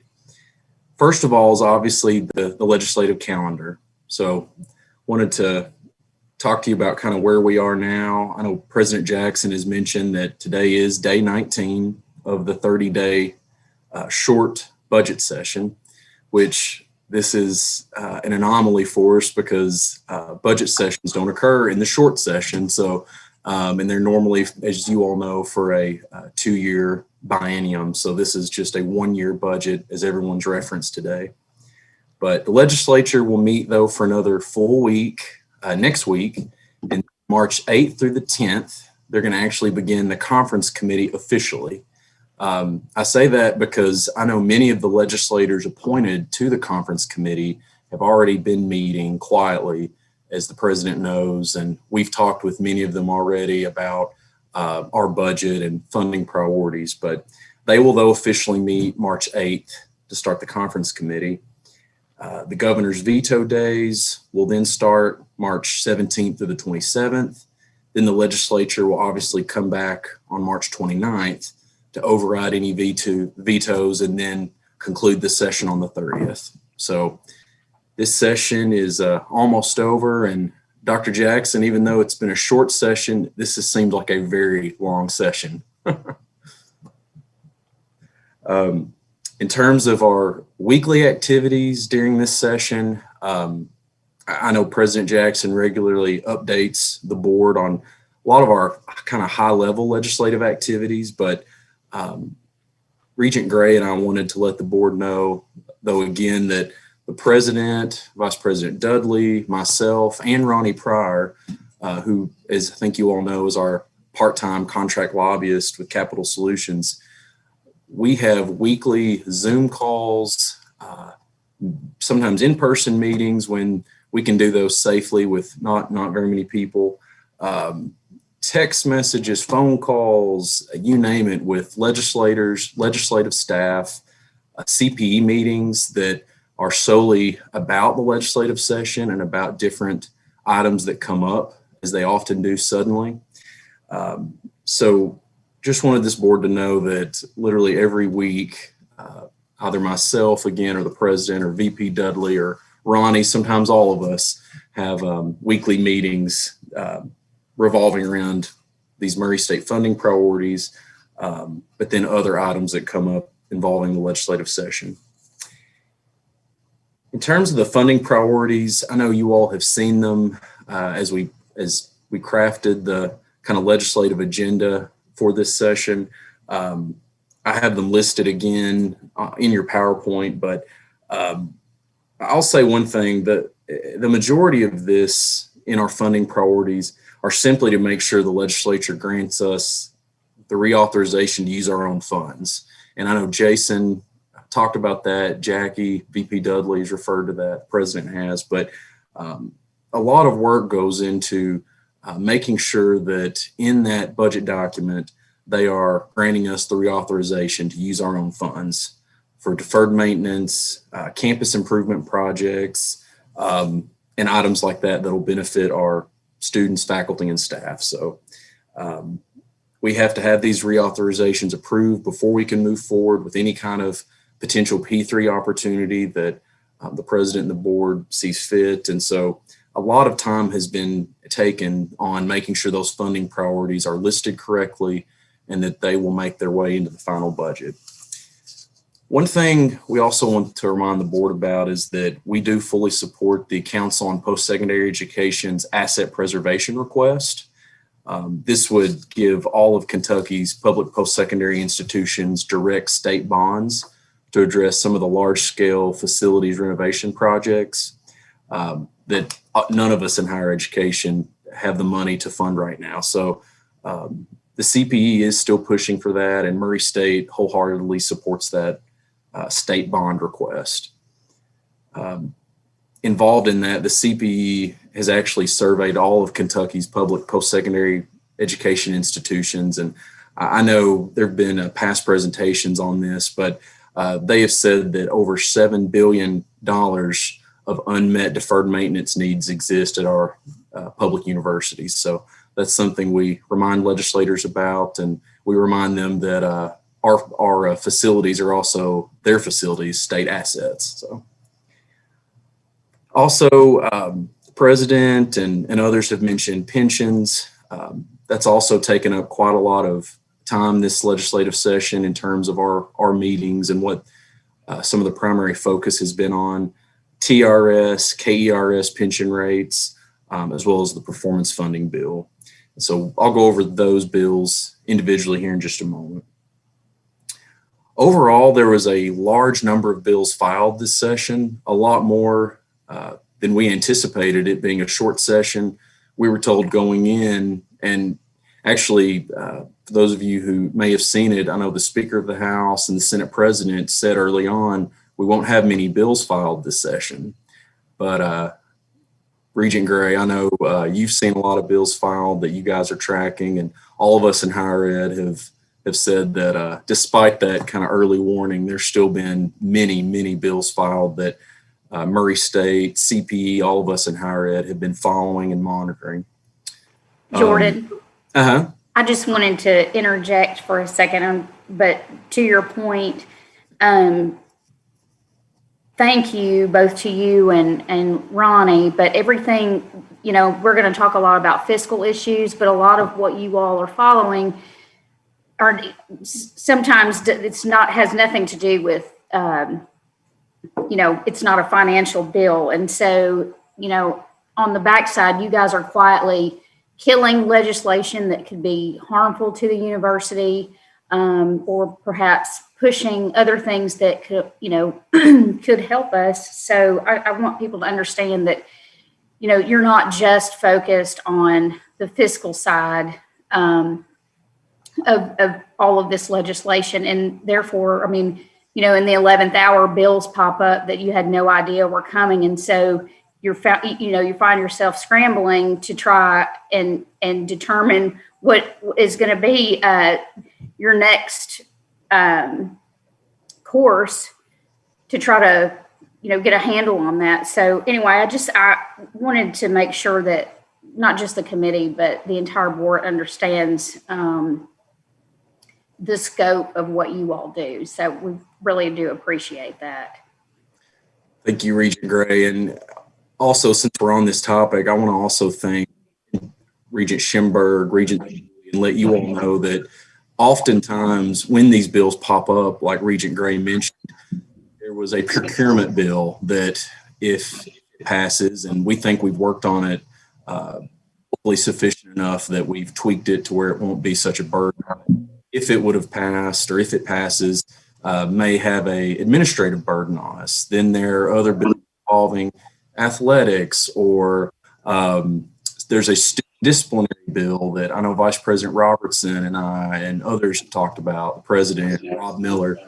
And so I just wanted to let you all know that the faculty and staff have just been fantastic. Whenever I randomly pick up the phone or send a text or call and say, hey, sending you a bill, and can you let me know your thoughts on it, or what kind of impact would it have on the School of Agriculture or whatever? And our faculty and staff just do really a great job in assisting us with our legislative efforts, because with that knowledge, we can then make tweaks, make edit bills, or kill them, as Regent Gray mentioned. So. I think you made a very good point there, Jordan, because we all kind of have a role in this process, because we each have our own expertise and can give input. And it gets to be particularly dicey in the last few days when you see all the piggybacking going on, and stuff that kind of flies under the radar all of a sudden pops up, and you've got to react very quickly. And sometimes you don't even have time to get input. You just have to do what you think is best. And that seems to happen every session. And I know you guys are going to be doubly alert during these last few days of the session. Yes, sir. Yes, sir. Well, in terms of in your PowerPoint, I've put up a PDF also of just our 2021 legislative brochure. And I believe you all have seen that before, but just wanted to show that again and just say that we've given that to every state legislator in Kentucky. Some legislators, such as Chairman Steve Rudy, actually Floor Leader Rudy now, and our two local legislators, they've actually been given this brochure multiple times every time we meet with them, in addition to having it emailed to all legislators and then mailed to them. So we continue to push that out. And in this brochure, you can see that we not only provide them with the capital project requests, public pension information, and other items, but we also include our national rankings and a lot of our brag points about Murray State. And many of them who are alums will go and kind of share the good news about Murray State through those documents. So, but I just want to thank, though, Sean Tooney and Charlie Allen and Toby Tubbs in printing and others that really helped us get this out quickly. VP Dudley mentioned earlier about there's so many uncertainties with the budget that some decisions have had to be waylaid because of that. And that's the case for this legislative brochure. We had to really sit on it until Christmas break.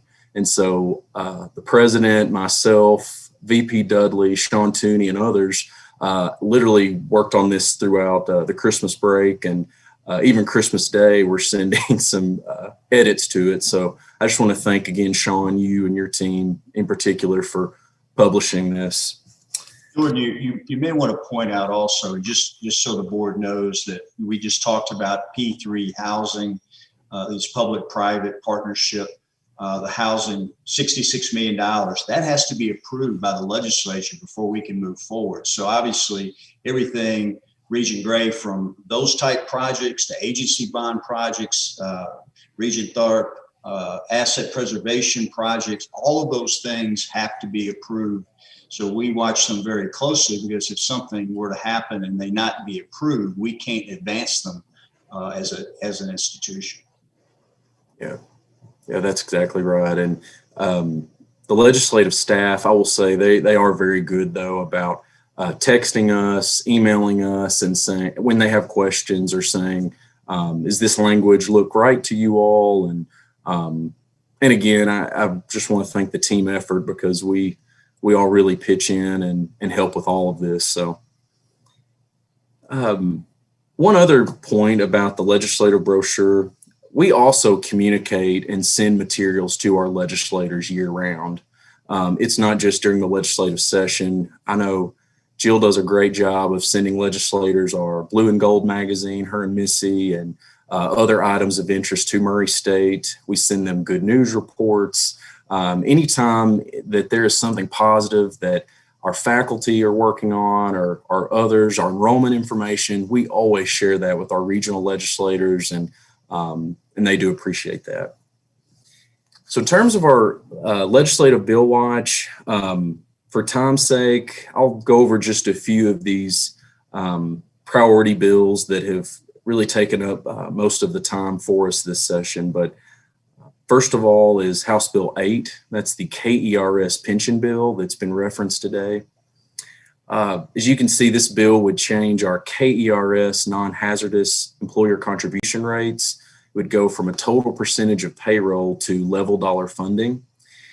So this change in the calculation of rates really creates a massive disparity among all the public universities in Kentucky that are in KERS, but also all of the quasi-agencies overall. So health departments, mental health centers, agencies that really are on the front lines of this pandemic that can't afford to be dealing with this sudden KERS rate increase. So, and for Murray State, the change in the calculation would increase our rates from currently 49.47% to 98.8%. And that's about a $4 million increase per fiscal year for us.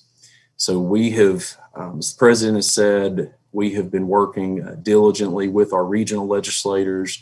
We've met with the bill sponsor. We've met with many on this bill, and we've provided them all kinds of pension information. And they really, the legislature, I think, really wants to get it right. And they've asked us for suggestions and tweaks, and it has passed the House, but right now we're waiting to see what tweaks will be made to that bill in the Senate. So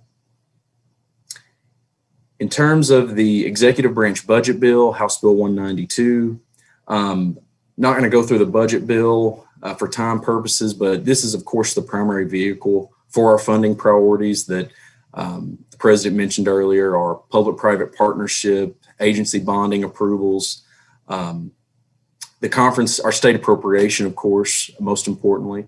The conference committee has now been appointed to finalize the budget. And as I said, they're going to take that up starting on March 3rd. The teachers retirement system bill, House Bill 258, I've listed that in your PowerPoint. The TRS bill has gotten many headlines in recent weeks. And Kentucky Tonight, actually, I think some of you all probably caught it, but they actually featured it, their entire show to this bill the other night. But this bill creates a new fully funded hybrid TRS tier for new hires only who would join TRS on or after January 1 of 2022.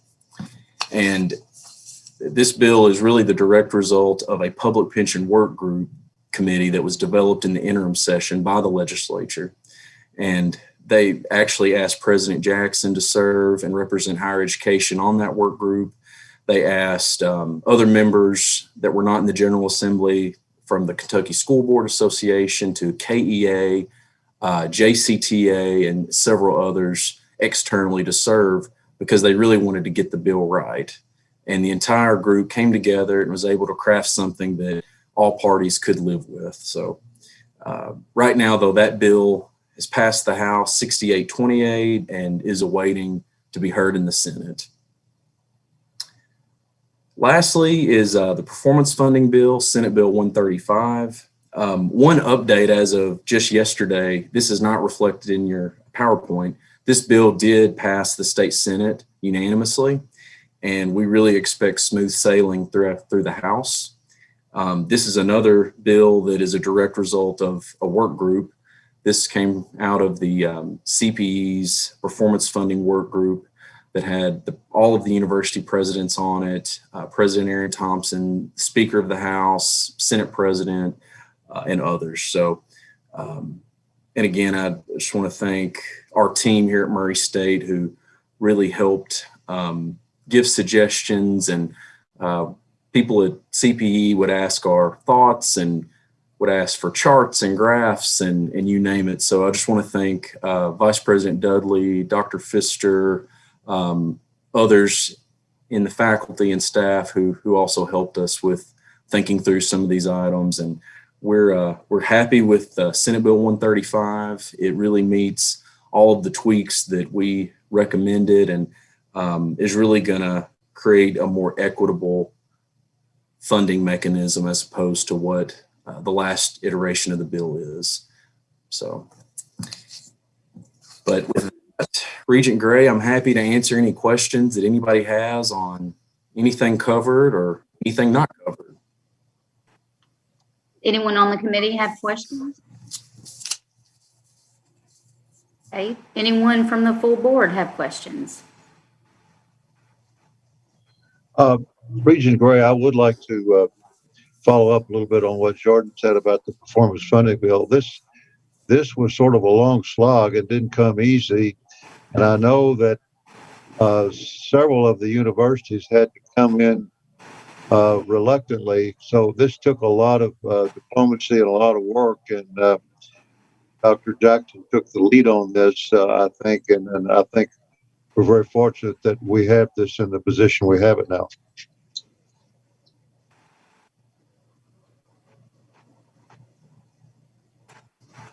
Jordan? Yes, sir. You're saying there new money appropriated. Has there been any new money appropriated for it or not? No, this is just they have said that any kind of funding that is put into the model would have to be new money from the legislature. So that also wouldn't come till next year if it passes. Correct. The goal is to, in putting that in, is to get them basically from robbing Peter to pay Paul, and kind of us moving our monies around to prop up the performance funding model. Thank you.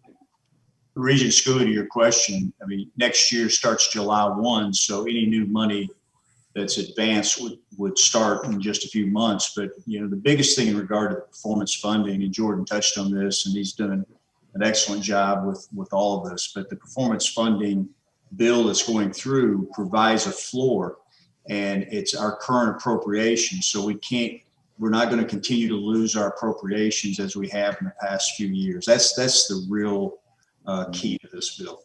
Right. And give that appropriation to other universities. Yeah, we were funding other universities with that money. Anyone else with questions?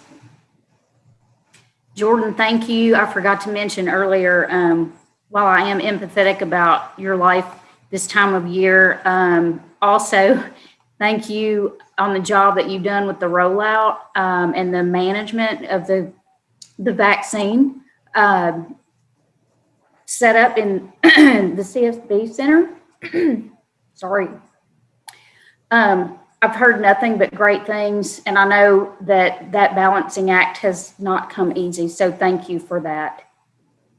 Thank you, Regent Gray. We're blessed to be in our community. We've got great partners, the health department, the hospital, Dr. Hughes and others. But as President Jackson mentioned earlier, I'm really proud of our Dean of Nursing and nursing faculty and so many others that have helped with it. But thank you, though, for that.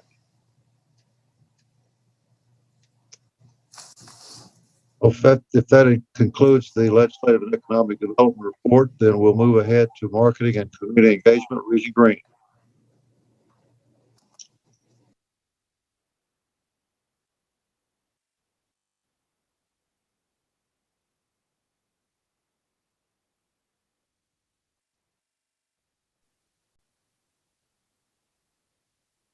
I think Regent Green might be muted.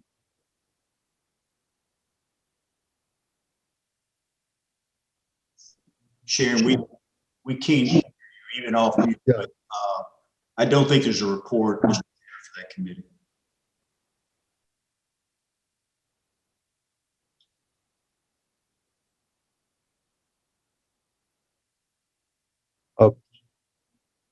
Sean, are you ready for a presentation?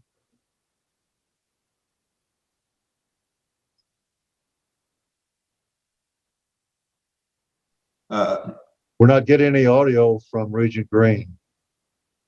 Chair Rhodes, I don't think there's a presentation from this committee today. Okay, that's fine. We'll move ahead then to Regent Krigler, Ad Hoc Presidential Evaluation Process Review Committee.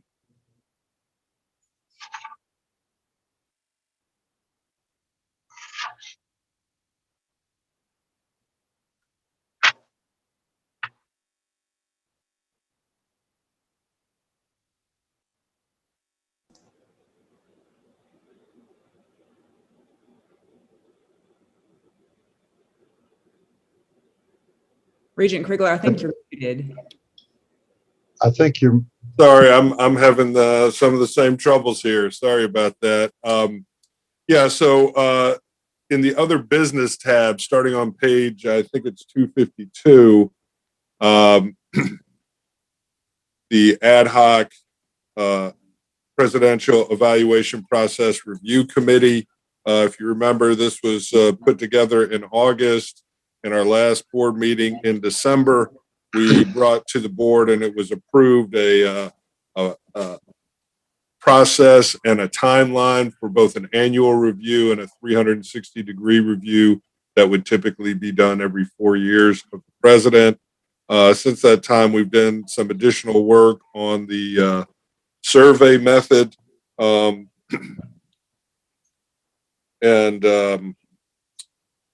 Sorry, just trying to find my place here. And really working with the survey method to look at some electronic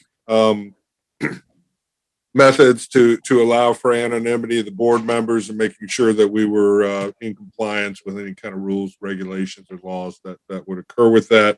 And then we also looked at the annual review instrument, the survey that is sent out to the board on an annual basis. That's in your book on the following pages.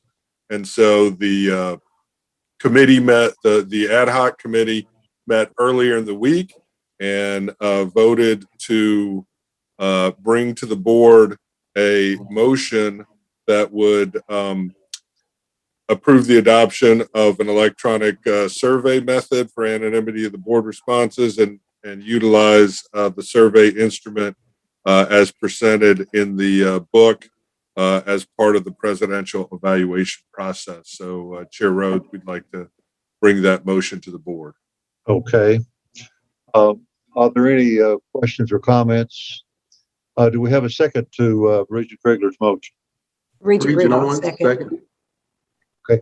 Now, are there any questions or comments regarding the motion? If not, all those in favor will indicate by saying aye. Aye. Aye. Aye. All opposed? Motion passes. Okay. Does that conclude your report, Regent Krigler? That does conclude it, Chair Rhodes. Thank you. Thank you. We'll move on into personnel changes. President Jackson. Okay, Rose, thank you. And on page 188, you'll find proposed sabbatical leaves, which have been approved by the provost and me and being recommended to you for your approval. Okay. Do we have a motion for approval? Chairman Rhodes, this is Regent Schemberger. I would ask, before we go into the formal process, it would be nice if you would indulge me, if we could have either President Jackson or Provost Todd to read the names and just maybe the departments from where they teach. And the reason why is because the purpose of a sabbatical is to give time for faculty to really study something more in depth, and they don't have any other obligations to do so. And the real reason why is because it's not so much that we're the beneficiaries of it, but our students will be. Students are going to be the ones to receive the new knowledge. This is stuff that we can bring back into our classroom and integrate into our instruction. And plus, really, it's a pinnacle of a faculty member's work. And I think it would be great if we could just publicly recognize the ones who will be taking sabbatical over the latter part of this year, as well as into early 2022. Dr. Schemberger, I agree. And Provost Todd, I would like for you to have that honor. Absolutely, and it is an honor. I'm more than honored to do it. There are 9 total sabbaticals being requested. Oliver Beckers in Biological Sciences, Tony Brannon in the Hudson School of Agriculture, James Bryant in the Art and Design Department, Kathy Callahan in History, Beth Donovan in Math and Statistics, Bella Izuma in Journalism and Mass Communications, Jim Humphreys in History, Amanda Joyce in Psychology, and David Roach in Mathematics and Statistics. Thank you so much. And Chairman Rhodes, I am happy to make that motion that we approve these sabbaticals as recommended by the administration. Great. Thank you very much, Regent Schimberger. Is there a second? Second, Regent Owens. Okay. This will be subject to a voice vote, so all in favor will indicate by saying aye. Do we have Aye. discussion? Did we have discussion? Yes, sir. I can't find, it says here, grant request for sabbatical leaves for the individual and periods indicated above. I don't see the periods indicated above. Did I? Dr. Tharp, it would be on page 188, for example, Oliver Becker's would be fall 2021. Okay. David Roach at the bottom would be spring 2022. These are all one semester sabbaticals only. Thank you, sir. And that their respective endeavors are listed below their name. So, okay, we have a motion and a second. Well, I believe there was a second. Yes, Yes, sir. Regent Owens. All in favor of this will indicate by saying aye. Aye. Aye. Aye. All opposed. President Jackson. Chair Rose, thank you. On page 189 is our personnel salary roster. So everyone who works at Murray State University, faculty, staff, administrator, anyone that's employed by this institution, twice a year you have to approve the salary roster. So this is one of those 2 times per year. It has to be after the December 31 period, and I would recommend your approval. Okay. Is there any discussion or any comments regarding this matter? Hearing none, I would welcome a motion to approve the salary roster. So move, Regent Tharp. Second, Regent Schamberger. Okay. Any discussion? If not, we'll have a roll call vote. Secretary General. Mr. Krigler? Aye. Mrs. Gray? Aye. Ms. Green? Mr. Norman? Aye. Mr. Owens? Aye. Mrs. Rudolph? Aye. Mr. Schooley? Aye. Dr. Schamberger? Yes. Dr. Tharp? Yes. Mr. Rhodes? Aye. Motion carries. Policy changes, President Jackson. Rose, thank you. These are policy changes. You voted and gave them their first reading in December. So this is the second reading, and Board of Regents policy changes require 2 readings before they go into action. Item 9A is the minors on campus policy, and it's been worked on for many months. And as we talked about in December, Vice President Dudley chaired that group, and the Provost Todd was involved with that, Athletic Director Saul, and many others who are involved with having minors on campus for camps, athletic camps, academic camps, etc. So this is a risk mitigation tool, and it's improving our policies in those particular areas. And I would recommend your approval of its second reading, which would make it policy of this board and institution. Are there any questions or discussion to President Jackson or Vice President Dudley? If not, I'll entertain a motion for the approval of the section 2.24 dealing with minors on campus. This is Regent Schamberger, and I make a motion to that effect. Okay. Do we have a second? Second, Regent Tharp. Thank you. Any further discussion? If not, this will be a voice vote. All in favor will indicate by saying aye.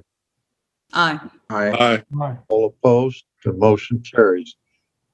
President Jackson, your second policy manual change? Yes. Item 9B, this is the second reading for the fee establishment policy. So many years ago, several years ago, there was a course fee put in place at Murray State University.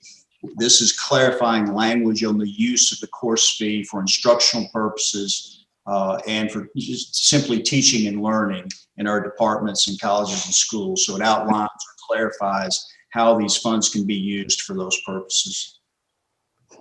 This is the second reading, and it would become policy, and I would recommend your reading. Any discussion or any questions of President Jackson? If not, I would entertain a motion for the approval of the Section 2.6 fee establishment provisions. Regent Rudolph, I so move. Is that Regent Rudolph? Is there a second? Regent Schenberger, I second. Thank you. This will be a voice vote. All in favor of the motion will indicate by saying aye.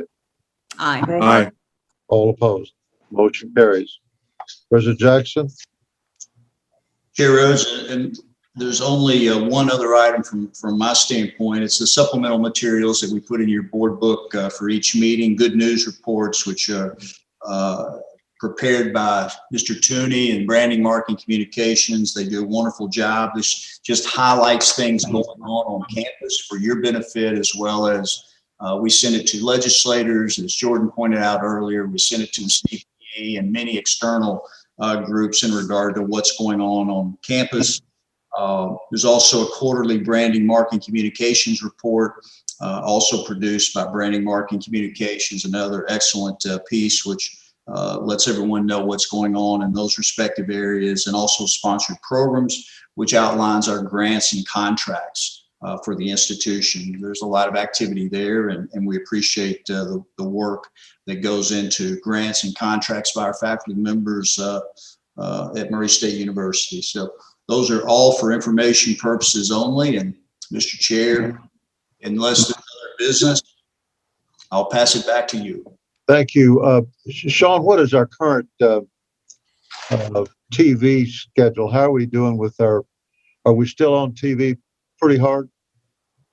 We are, Chair Rhodes. We're running a lot of both network and cable television ads in a multi-state region, certainly Kentucky and into Southern Illinois, Southeast Missouri, Tennessee, Southern Indiana.